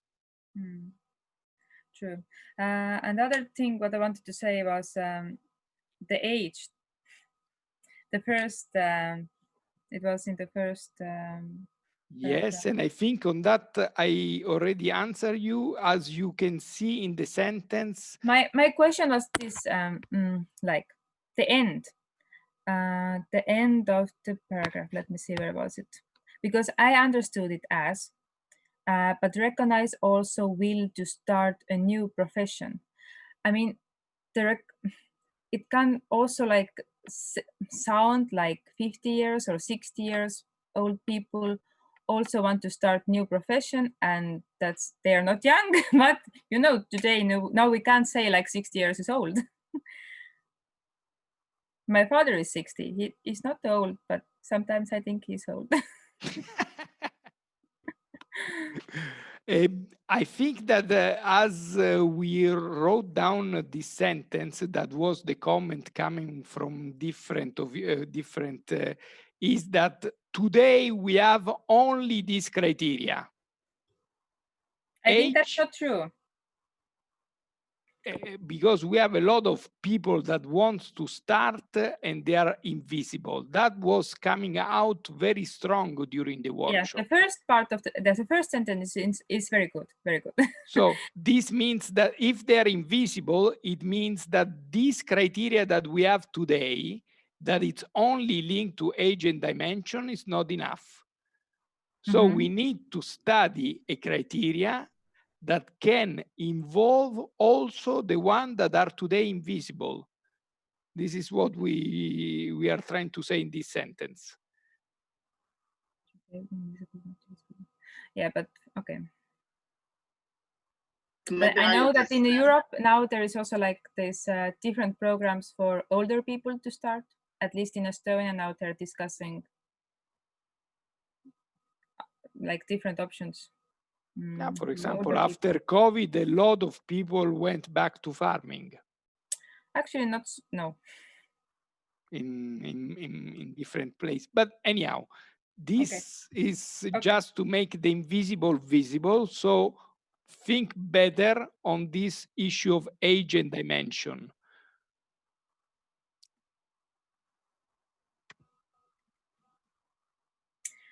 It's difficult, for example, to a youth that is landless to have any kind of support. And we need to address those people that want to enter in agriculture, but they are landless because maybe they don't have a family farming background. How we can support them? So from my experience, for example, it stops because we have in Poland at the beginning the support program for young farmers. For example, if we have landless criteria, so for example, I have someone from the city without experience, and he wants to get, for example, additional to 20,000 euro, for example. So he just bought the land for this euro and has nothing to deal in reality with the agriculture. So the minimum criteria for education or for the land is usually set up to protect farmers from unfair competition from people specialized in European Union funds, for example. I mean, I totally agree that there are a lot of people that wants to use the European funds, but you have to agree with me that it cannot be possible that if you want to be farmer today, it has to be more difficult than becoming a lawyer. Although I'm not a family farming member and I want to be farmer, I need to make an political and economic environment to allow you to do farmer. And today is not the case. And that it's very important because unfortunately, especially in the family farms where you don't guarantee the transmission, what happens is that you are going to sell the farm. And there is today an incredible process of concentration of land all around Europe because this land is extremely impossible to access for the youth. So we need to balance those things. We need for sure support family farming to guarantee the continuation of that farm. But it's also good to allow newcomers to enter in the farming sector. And today, the policy are not really in support of those people, the so-called invisible. But from example of Poland and young farmer policy, so it's in this way that you are getting now today it's around 40,000 euro for buying the land, and the KPI is that you after taking the money you have to reach the average size of farm. In Poland that is not a lot, it's something like 9 hectares or 10 hectares, something like it. But I think if we put here the criterion that even a landless person could be a farmer, so I think it's hard to say that without farming, it would mean that without farming activity we could be a farmer, yes? No, what I think we are trying to say is how we can support people that wants to farm, supporting their access to land and their capacity to start a farm. Because today in Europe, we have a big threshold that it's access to land. Without land, as you say very well, it's difficult to farm. But in many countries of Europe, if you invest those 40,000 euro and you invest all this money only to buy land, then to start the farm, how you will do it? Credit, it's very difficult. You are a young farmer. I would rent the land, yes. Okay, but this is the problem. In Europe, it's very difficult to rent land because the market of renting land is very reduced. And what is the guarantee for you? So all those kind of things has to be done better.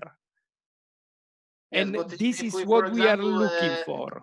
decrease the barriers to buying the land, for example, for other persons, it would also increase the demand for the land, because usually people, for example, from cities are treating the investment in fields, for example, agricultural land, as some, and it's even statistical proven that it's a better investment than, for example, obligations or something like it, because it's much more safer. Yes, it's not runs away from the village.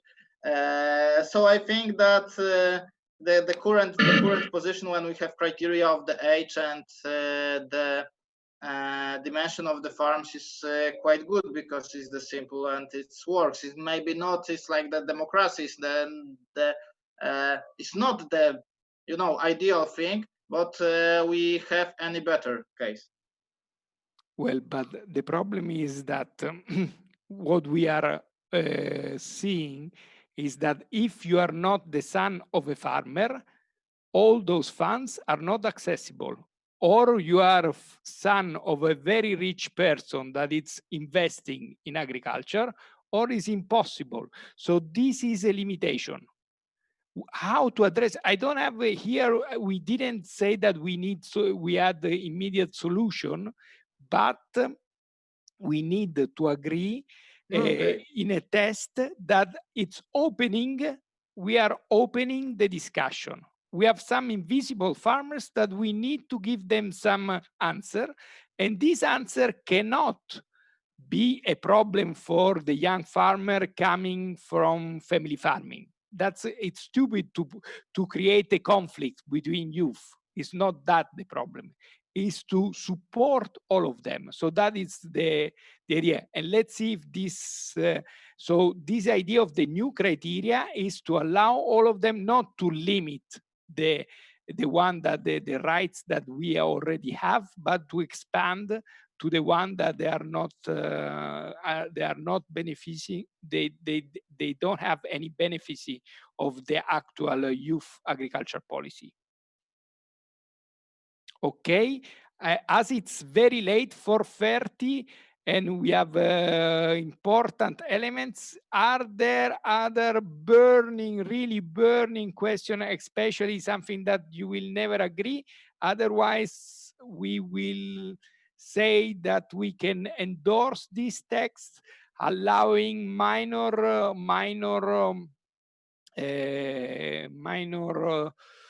correction to make this English a bit more fluent.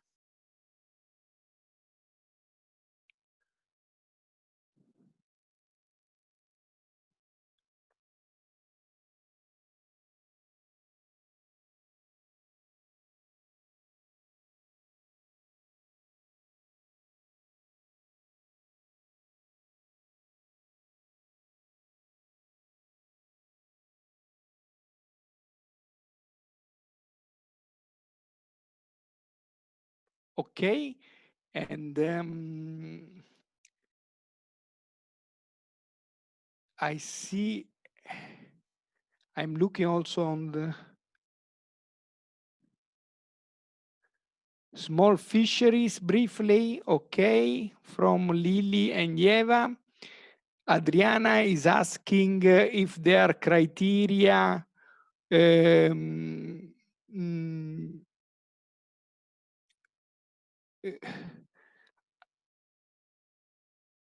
Adriana is asking if there are possibility for direct payment to be effective for the land planted. Yes, for sure. In the past, it was like that in common agriculture policy. You got the payment on the base of what was planted on the surface, but we had other problems linked to that.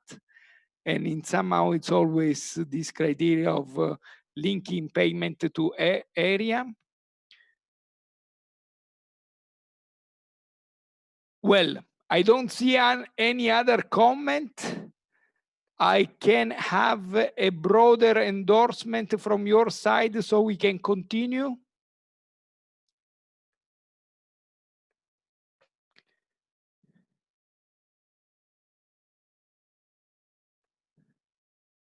Okay. And thank you very much. Thank you very much for your great effort, because it was difficult to put together everything. And let's hope we are all happy with this declaration. And now let's see how we can use this declaration in the in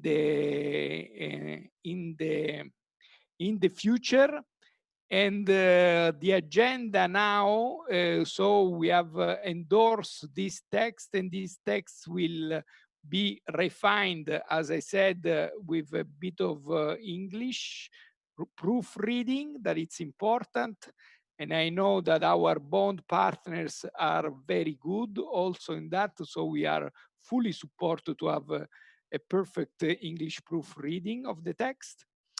And so thank you very much. And as this text has been endorsed like that, I would like rather to talk about how we can use this text. No, all this work that you have done, how we can use. So we can start our last part of the web of this forum, talking about next steps.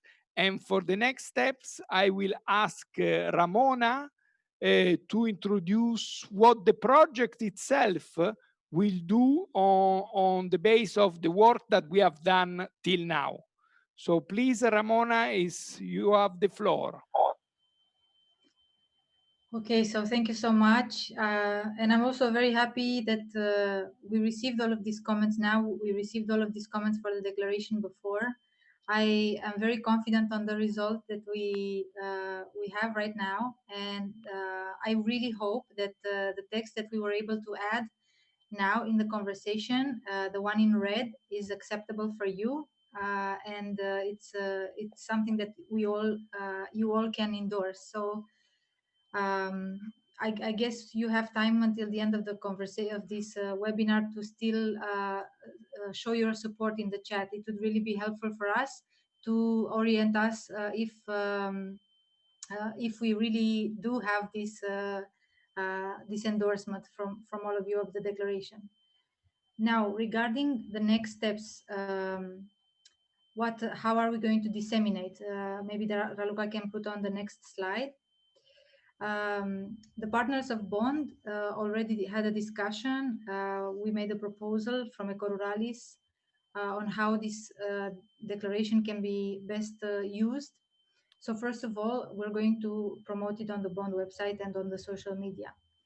And then also, we're going to report it as an outcome of activities of the Bond project to the European Commission Horizon 2020 Research and Innovation Framework Program. This program is very important because the reports coming from the project Horizon 2020 are used as inspiration for public policy processes. So this declaration is really important in that sense. And then we would like to create, we are now working on a publication, a report that is presenting the entire process of the forum, how we made the selection process for your participation, and then how we organized all the series of webinars and workshops starting with July until now. Of course, we're going to include in this publication the declaration, and also as annex all of these reports that you all wonderfully worked on, the rapporteurs who worked in teams that you created and presented today. I was extremely moved, by the way, to see your reports and to see how the hard work that was behind those reports, and how smart and amazing you are all. And I'm so confident in the future because we have you to really defend the just system in the future. And finally, this is something extra that we would like to do for the declaration. We would like to transmit this declaration to the European Commission for Agriculture and European Commission for the Environment in the context of the public policy debates for the Green New Deal, for the public policy on climate change of the European Union, and also for the debate of the common agriculture policy reform, which is happening right now. So this is everything we've been doing is extremely valuable, and I really hope that this declaration really meets your expectations. I would like now to finish. We're going to be happy also to receive ideas and thoughts from you on how you can also disseminate the declaration. We're going to remain in contact, and I really look forward to continue to work with you after this forum. Thank you. And thank you very much, Ramona.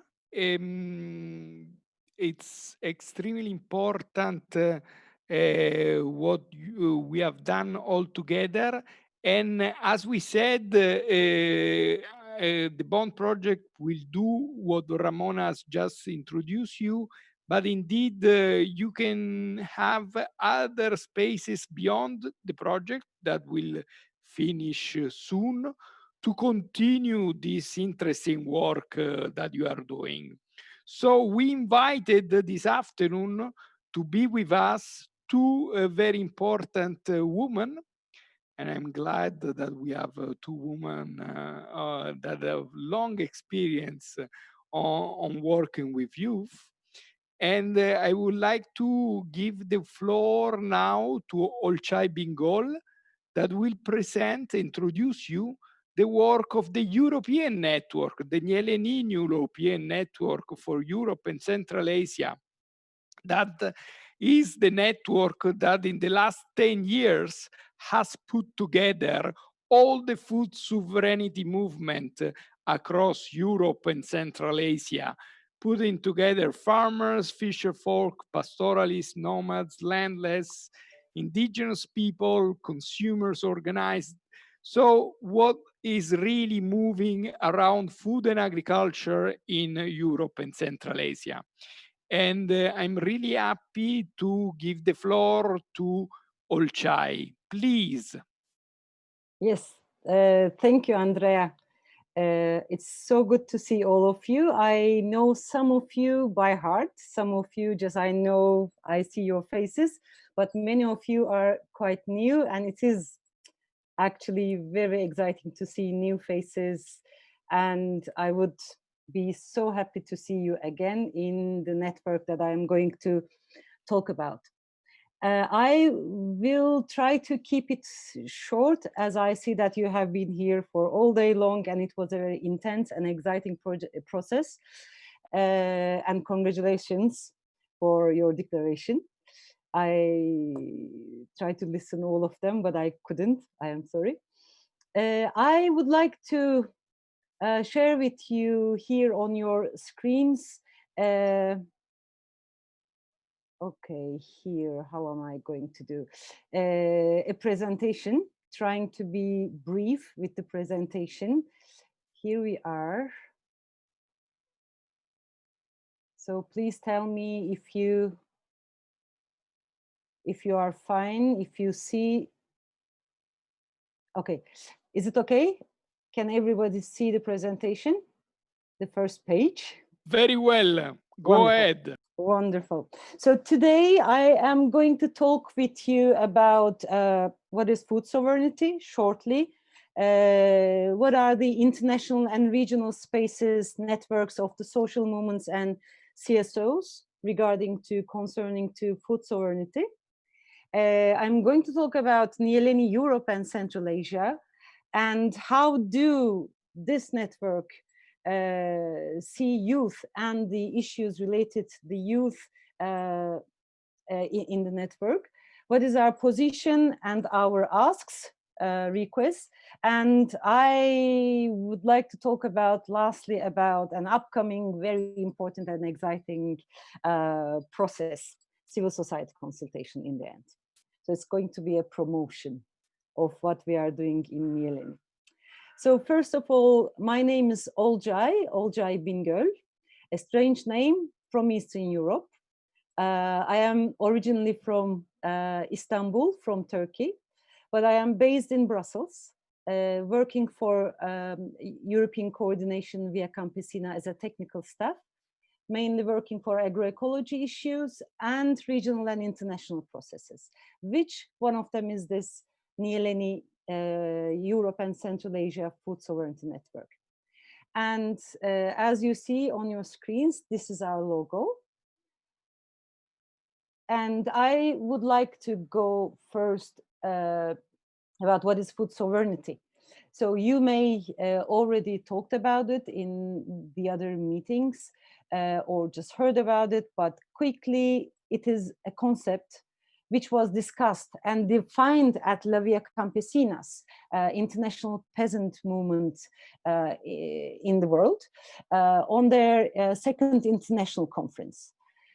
It was in Mexico in April 1996, and it was an international reaction of social movements to the policies imposed by neoliberalism and loss of associated rights to land and territories, oceans, the seas for us, mostly in our region, and small-scale food production. It was developed as an alternative to the food security, food system model imposed by national and international governing bodies.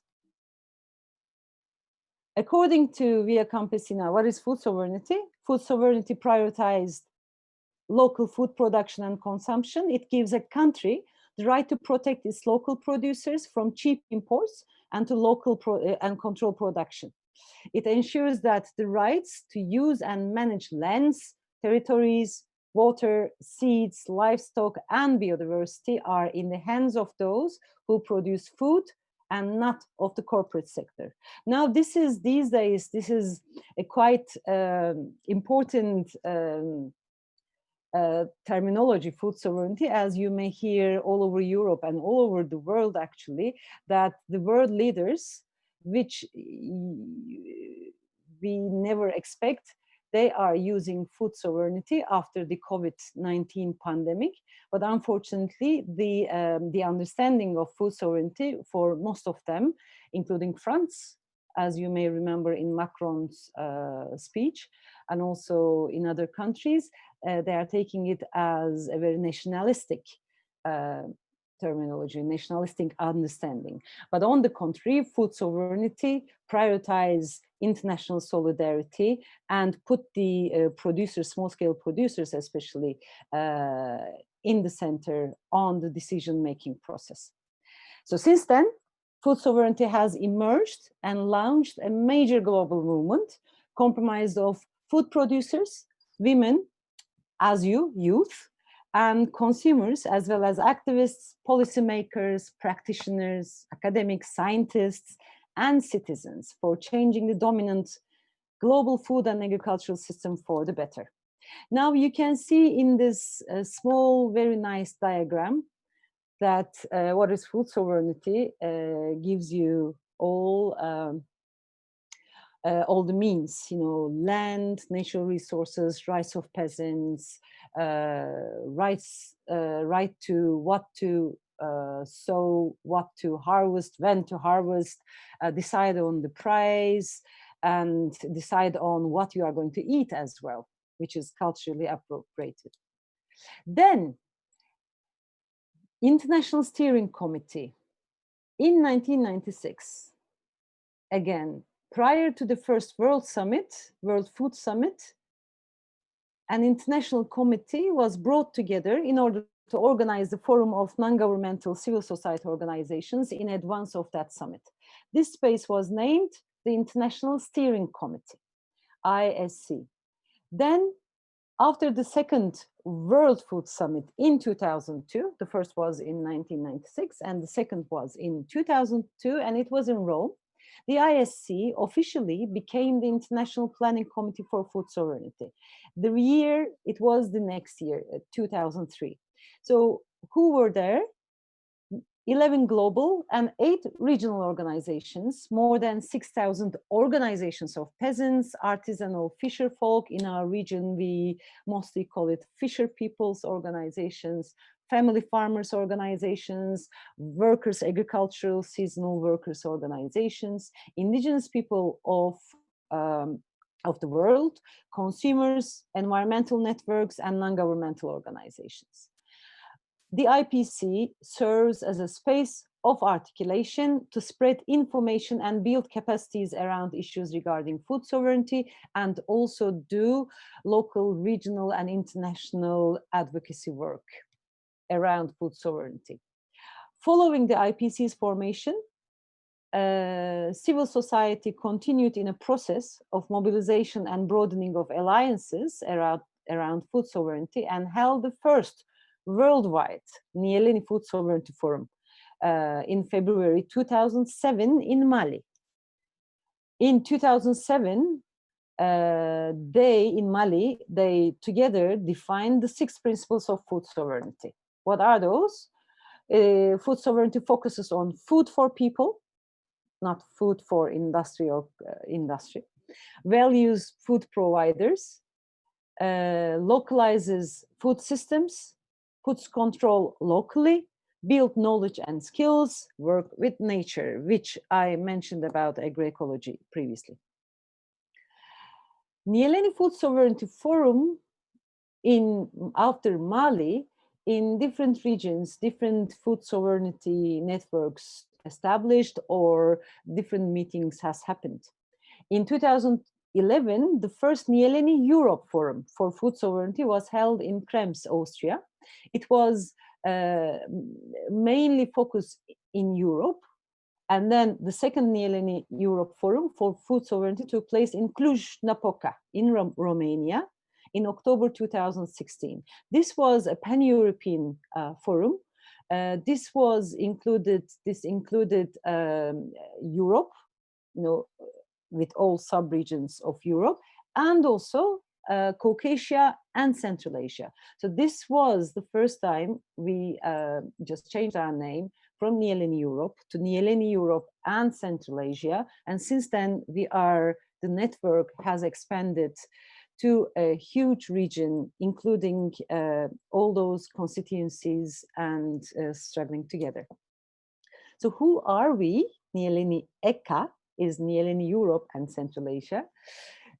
This is a political and social alliance of grassroots, community-based movements and organizations representing small-scale food producers, which means peasants, small-scale farmers, pastoralists, / in our region, / we call them shepherds as well, indigenous peoples, small-scale fisher people, agriculture and food workers, and supporting constituencies such as urban poor, rural and urban women's and youth organizations. Consumers, environmental justice, solidarity, human rights organizations, community-based food movements. As you see in Nyéléni ECA, in food sovereignty networks, youth is always there. Youth is a transversal issue. You cannot just put youth as one constituency, but in every constituency, in every issue, youth is one of the main issues that we are trying to center the struggle.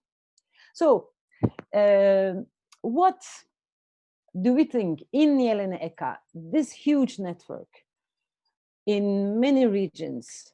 We think youth are facing the struggles of the youth are a reflection of the global political context in which we are particularly affected. So you cannot just put the local reality of youth only. The local reality not only affecting youth, but everything. But when you think about youth in general, their problems, we should look at the global political context as well. The countryside, especially in our region, has an aging population, and this has direct and urgent consequences to the present and future. In France, the Ministry of Agriculture has even announced that by 2026, 45% of French farmers will have retired. So this will have a big consequences on our future. Our resources, which means unfortunately in Turkish we have, but in English we don't have a word which can replace resources. but our resources like land and territory, seeds, marine and water resources are grabbed by extractive industries, as I heard you also talk about land grabbing and resource grabbing, including agribusiness, mining activities, and the renewable energy sector, like hydroelectric plants, solar farms, wind farms, which is so-called, in some regions, so-called renewable, but they also may do land grabbing. Also, the labor of youth and migrants is undervalued and brutally exploited. Patriarchy and age discrimination restrict our visibility and participation in decision-making processes. Mainstream media continue, I forgot media there, sorry. Mainstream media continue to propagate the false notion that there's no future in the agrarian sector and that prosperity is only found in formal urban employment. Land and territories are now seen as commodities exploited by speculative investment and land grabbing, which results in high costs and limited availability. This restricts the ability of youth to access land, especially young women. At the same time, the harsh realities and low returns in agriculture make it difficult for youth to prosper on the land. In Europe, access to land for new entrants is prohibitively expensive.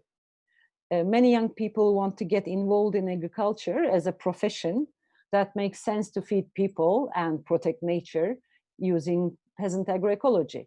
They need access. Those people who want those need access to land, not to own it, but to have secure access to the means of production even.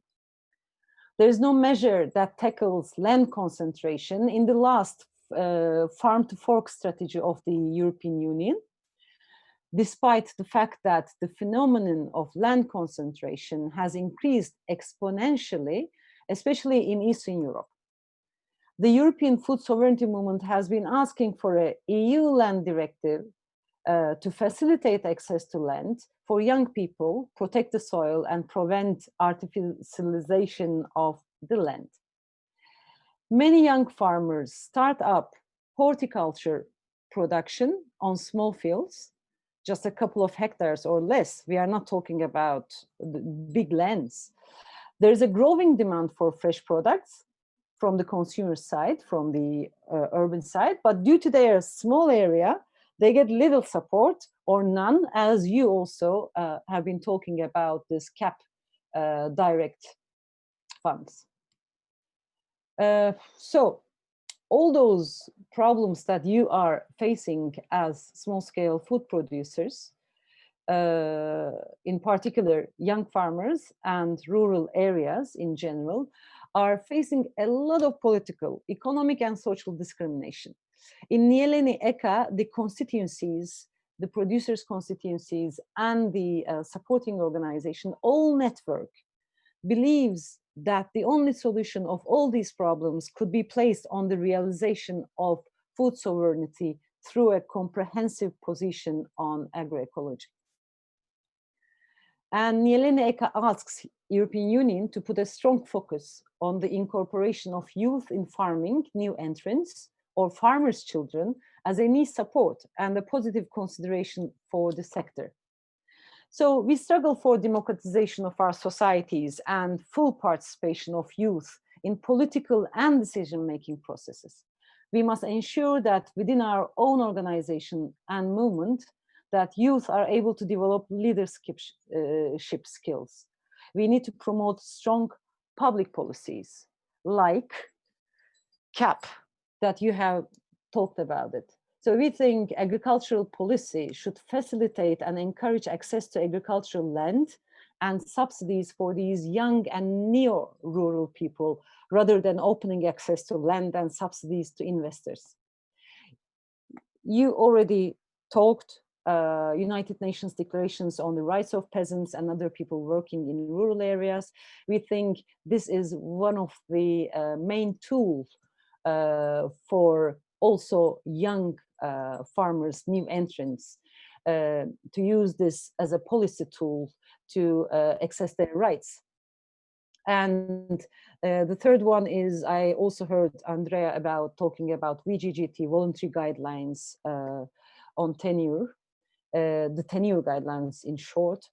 It also recognizes and strengthens the rights of peasants, indigenous peoples, and small-scale fishing communities, fish workers, pastoralists, livestock farmers, women, and youth to control their territories. So this is also, for Nieleni Eka, is a very important tool in our struggle. So this is it. This is, I don't know where I am. Just a second. I cannot see your faces because I just turned it off. Sorry for that. So this is it. What I would like to just give a short summary of what is food sovereignty, what is this network, and what is the role, what is the problems of the youth, and what we ask for youth in our network. Lastly, what we are doing in Nieleni Eka with all those constituencies and supporting organizations. We are working closely with intergovernmental organizations as well. We are working with UN agencies, different UN agencies, and also we are working together with FAO. Thank you. We are working with FAO and cooperating with FAO in our struggle. And one of the work that we are doing is in Nieleni, a facilitation committee of the constituencies.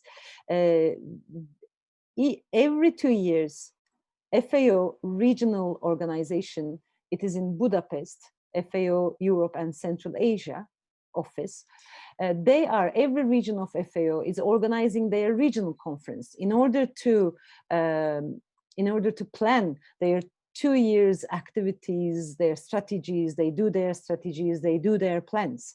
And it is very important because FAO is the food and agriculture organizations of UN, and civil society as an observer role has a space, an important space, especially in our region, thanks to the efforts of all those organizations and movements, a very important role to do our advocacy work in front of the private sector, in front of the ministries, the government, in front of the academia. We are working together, or we are conveying our messages in order to influence their policies. And this, every 2 years, a biennale of FAO conferences, when they are deciding on their strategy and policies, civil society also conveys their message, a common message in their conference by the hand of their spokespeople as participants, as delegates. So before that FAO regional conference, civil society as Nieleni Eka come together and organize a civil society consultation on discussing on where we are, which messages we are going to transmit to FAO according to their agenda items and according to our agenda items. So these consultations are very important. And in these consultations, we have criteria and quotas. And youth is one of the most important quotas that we would like to keep and also include their opinions, their strategies, their views in our statements and in our asks from intergovernmental organizations and ministries. So this year is 2020. Actually, it was planned before pandemic. It was planned to be held in Uzbekistan. FAO regional conference. So our consultation is supposed to happen in Uzbekistan as well. But now it is going to happen, both regional conference and CSO consultation is going to happen virtually. And here I am again, I am sharing my screen again. It's not shared, I guess. You can share. I am going to share now. I am going to share now, PowerPoint here. Yeah. So civil society consultation prior to the FAO 32nd regional conference will be virtual on 21st, 22nd, and 23rd of October. It is going to be on Zoom. There will be interpretation in at least 5 languages that we are planning, but it really depends on the need of the languages of the participants. If you send us an email to info@nieleni-eka.net, which you can see, or just follow us on our Facebook page at Nieleni Europe, we will you can join the consultation, and we will have one youth delegate there as well. And it would be really good to hear your voices, to get your opinion on your realities. Before CSO consultation, as it is going to be virtual, we know that it is not so easy to sit down, in front of a computer and convey your messages, tell about yourselves. So the committee, preparation committee, steering committee, decided to organize 2 preparatory workshops in order to collect many voices, not only the voices of the participants, but many voices who are part of those workshops. And the first workshop is going to happen on 5th of October, 2 hours workshop, again on Zoom, again with interpretation. And 2 main topics are sustainable food systems, nutrition and healthy diets, and UN Food Systems Summit, which is going to happen in 2021, again virtually. And the second workshop is going to be on the same week, on a Thursday, 8th of October, and it is going to be like youth and decade of family farming, and innovation and digitization. So it would be really good if you also send an email to me on info@nieleni-eka.net. We can communicate online and we can talk about your participation. So stop share. So I'm so happy that I was invited. I would like to thank again and again to invite me and to convey these messages here on behalf of Nieleni Eka to you brilliant young people. Thank you so much, Ramona. Thank you so much, Andrea, for your facilitation. And I should say that both Ramona and Andrea, Ramona Duminiciu and Andrea Ferrante, are 2 of our steering committee members who are preparing the civil society consultation. So we are lucky that they're also here, that you can also share later on with them as well. Thank you so much, everyone. Thank you, Olcay. It was great, also a great effort to make a 25 year of history in such few moments. And so thanks a lot. But it's the better way also to introduce Nicole Yanes. She's from the International Indian Treaty Council. She's far away from Europe. She's now based, I suppose, in the US. Nicole! And she's an extraordinary activist of the Indigenous Peoples Organization and long-standing activist at international level to support youth in the global governance space, and particularly in the last years in the space of the World Committee on Food Security, where civil society is organized through the civil society mechanism for indigenous people and civil society. And Nicole has a central role in the youth group, and I really thank you a lot to be here with us. She made a great effort, and I'm happy, and we are all happy to hear you. You have the floor.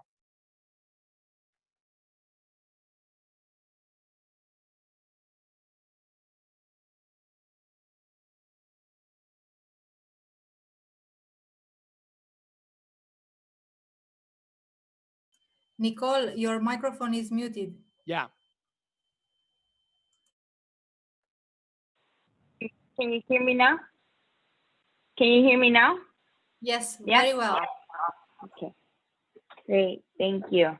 Canal, buenos días, good morning. My name is Nicole Llanes and I come from the Opata people, from the Opata tribe in Sonora, Mexico, and also in Arizona, US. There's that colonial border that cuts through our territory and through our people. And right now I am in Tucson, Arizona today.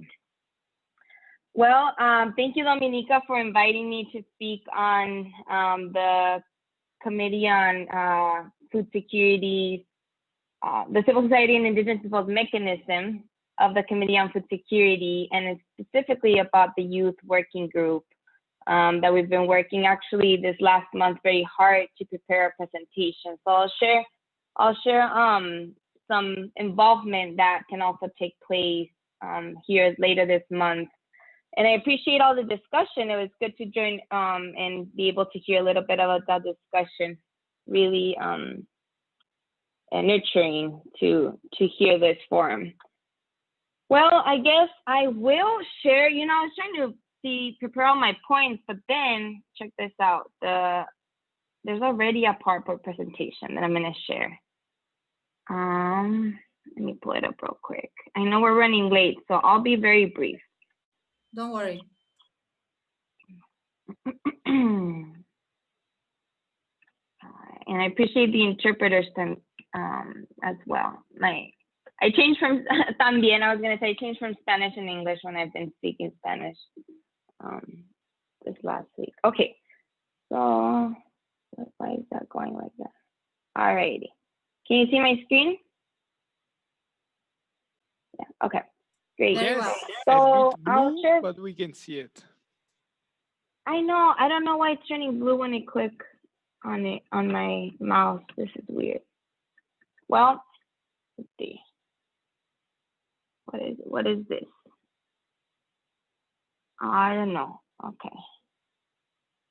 All right. Well, we'll move through it.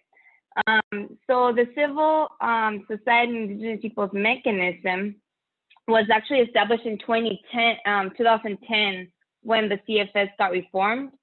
And it's a place that it's a space that gives voice and participation to those affected, right? So we like to say, bring home to Rome and Rome to home.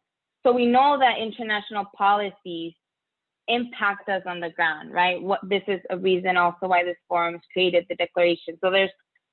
So we know that these international policies that take place and what the governments decide, it's not that it's separated, they affect us at the national level, at the city level, at the town level.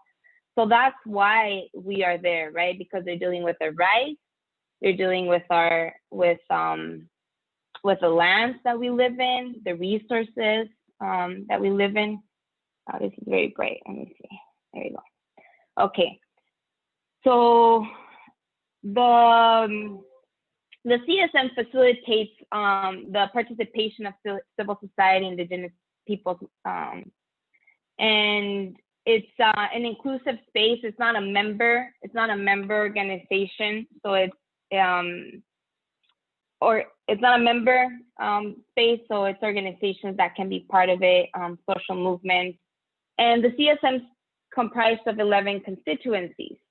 So we have the smallholders and family farmers, fisher folks, pastoralists, indigenous peoples, and many of these have their own working groups, right? And that's where I'll get to the youth working group or policy groups.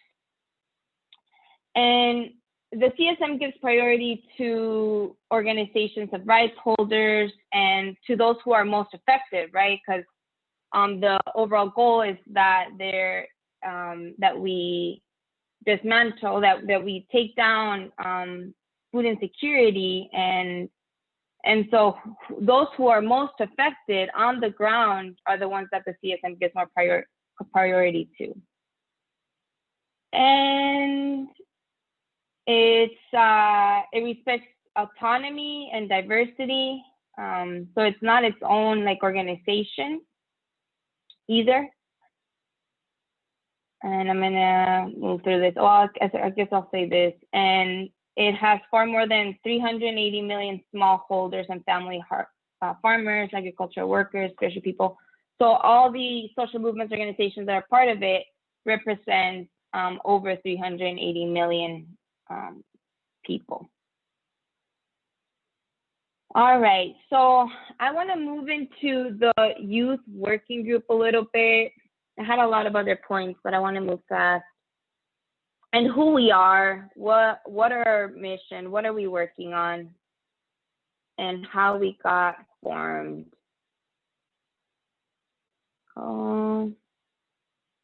Okay. Alrighty. So the youth working group started actually in, it's not like Ochai was saying, it's not that youth are separate and then we need our own space. Actually, no, we need to be a part of all the other spaces. And we have been a part of many different spaces, right? We have been a part of the IPC for many years. We have been part of different organizations that have been sending us to represent them and to bring our voice, because it is important.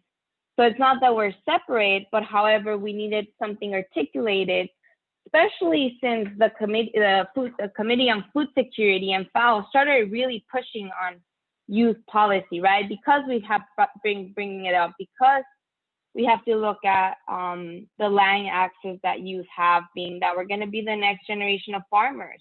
We're going to be the next generation that feeds the world, and we're actually currently also feeding the world. And so there's starting to be a lot of youth policy and development at the CFS, and we articulated in 2017. That's when we first came together to create our own working group.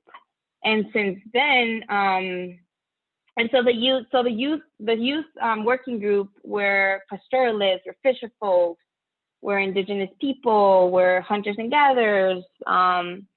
So we are comprised of all different types of constituencies as well, right?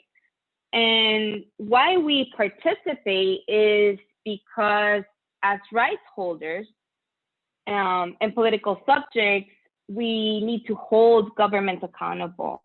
We need to hold the duty bearers to account for food sovereignty and push for agroecology from a human rights approach, which in my years of participation, it has been extremely hard to get them to include the human rights approach, right? To include food sovereignty, to include agroecology. Now we're starting to see a little shift with food sovereignty. We're starting to see shift with agroecology as well, and more resources going to agroecology. But then we know that they want to create a space, the governments want to create the food system from a very disassociated place, right? Production over here. And we're seeing this with the Food Summit as well, that we've been trying to get our points across with every policy that's created. Distribution over here, and it's not seen as a holistic approach, and also not with a human rights approach. And so that's why it's important that we're there, because the governments and multinational corporations and the private sector, which also is part of the Committee on Food Security, right? It's not just the CSM, it's the private sector and NGOs. So they want to create a space, and we've been seeing it, the food system, to be for multinational corporations, to make it very technology based, right? And so that leaves us out of the picture. And it's not that we are out of the picture because we're in the land, is that in paper and in policy, they're not including our needs and the solutions that we bring, because we have the solutions. The farmers, the people on the ground, indigenous people, the fisher folks, pastoralists, we have the solutions. We are the most affected. And so it's really, for me, it's like mind-boggling for the last years that we have to be fighting to have a space, right? We have a space here at the CFS through the CSM, through the Civil Society Civil Mechanism, but also that, you know, we have to continue making our points heard, because they need us. At the end of the day, they need us. And that's also why we're there, right? So through the last few years, the youth working group has been working, participating in different work streams that are approved by the government, right? Through the HPLE report and online consultations, in political negotiation. And recently, being that there's so much interaction and policies being developed around youth as well, we have been actively having monthly calls that the CSM secretary organizes, but we're also putting a training together that's going to take place September 23rd. You know, we have a lot of youth participating, a lot of social movements, a lot of organizations as part of the youth working group. But we also realize that many of these youth, you know the importance of participating in this space, but don't necessarily have the training that I've had, for example, that my elders had taught me, that International and Treaty Council has shared with me. So we're going to be doing a training September 23rd and sharing how youth can participate, how they can become involved. And then we're going to do a follow-up training on more specific processes of moving forward. So this is going to be a two-hour online training that if you have youth in your organizations that you want them to participate, it's a good time for them to learn about the CFS, the CSM, and the different parts, the IPC, right, and how they're all working in different ways. So sorry that I wasn't super organized. Dominica just invited me a couple of days, and I honestly want to say two things to close. And I'm glad, thank you for the invitation. Ramona, thank you for the invitation. And I just want to say two things. One is, it is extremely important that we keep working on this policy, and we know that. But it's extremely important that we on the ground come up with solutions on how we're also going to prepare our youth and supporting them on the ground to have access to land, right? To have the resources, because it's not only the lack of resources and land, but it's also climate change. It's real. We all know it's real here. I'm speaking to the choir, but I literally went to go to a farm that I'm a part of, that collective farm. And I got there, and the next day, the whole town started burning. So many farms started burning. It was one of the largest fires. It was a very large fire. We had air quality of 700, beyond hazardous. And our farm didn't burn, but also what happens, you can have people working on the ground, but we have climate change as well.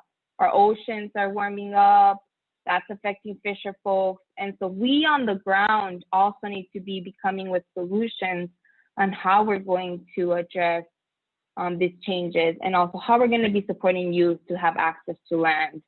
But we also need to keep pushing at the international level, because like I said, we know it impacts us, and we also have to be there, and we deserve to be there because we are the ones, the rights holders. Well, I will cut my presentation there. Again, I appreciate you all. Sorry if I missed something, and let me know if you have any questions. Thank you very much, Nicole, also because you really got the point. This is the place where if you want to contribute on the food and agriculture policies at global level, this is the place. And indeed, is a great and giant opportunity that this youth group is really building an opportunity to contribute in a very fruitful way at this process. So I think, Nicole, that we can really invite everybody that is interested to join the next webinar on the 23, and in the chat you can find all the information how you can join to this webinar. So it's clear that the work that the CSM is doing is the work at the global level, and the work that Olcay just presented to you of Nieleni is the similar work, but at the regional level in Europe and Central Asia. So all those things are links, And we have all the level where we can work at our farm, in our territories, but indeed at the international level, at the European scale, or really at the global level. Those are great opportunity, and it's a way to continue this fantastic work that we have just started together. Thanking you all, I really give the final words to Ramona. And please, Ramona, give us the spirit to close this youth forum. Thank you, Andrea. And most of all, thank you everyone for participating. Thank you to all the young farmers and the small-scale food producers who joined this forum and who walked the walk with us in the process that lasted a few months. And I'm very proud of the final result we achieved. I remember my experience as a young activist and young peasant.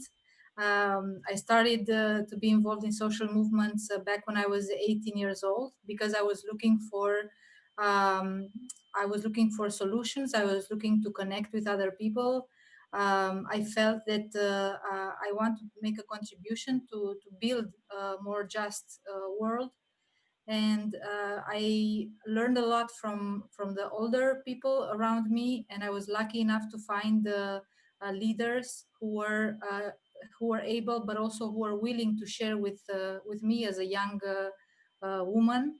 And that gave me a lot of confidence. And being part of groups, being part of networks, discovering how other organizations and movements are being organized, and how they're prioritizing their strategic issues, and how they're approaching governments, how they're approaching all the decision makers to influence change, how they're bringing their problems to the streets and building solidarity in the society. That was something that always motivated to keep rolling and to do things.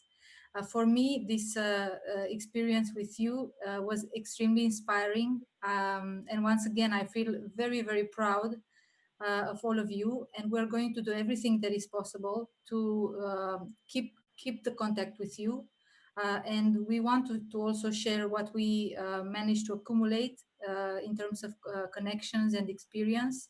And please, you will always find in us partners and companions in this struggle, and you're not alone. And I really hope that one day we can certainly meet live and shake those hands, hug each other, and also strengthen the connections that I really think we managed to create now. Thank you so much once again, and thank you, Andrea, for being this wonderful facilitator and facilitating all this wonderful dialogue between us. Thank you to you all. Last, you have to shout your slogan that we ask you to do the slogan. So please, if you have your slogan in mind, it's the time to shout it.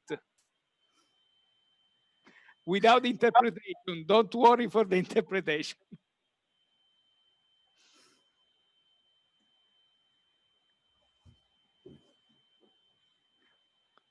Don't be shy.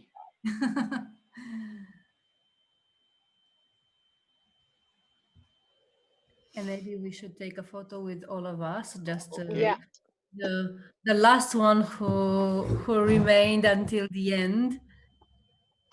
And a big thanks also to all the interpreters who supported us in staying longer. It's a huge amount of work. And as the Spanish say, no hay revolución sin interpretación. There is no revolution without interpretation. Well, it is very important for our cooperation in general as farmers from several countries. So we close to the interprets. And if we can see each other, oh, that is great. I will take a photo and say cheese and That is great. I took it. Maybe we can do the slogan as a follow-up. Sorry to butt in.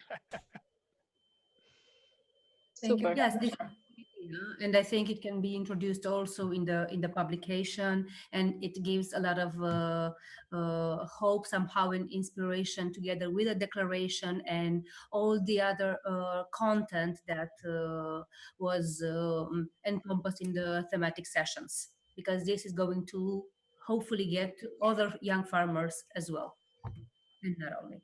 Super. And have a great weekend to everybody.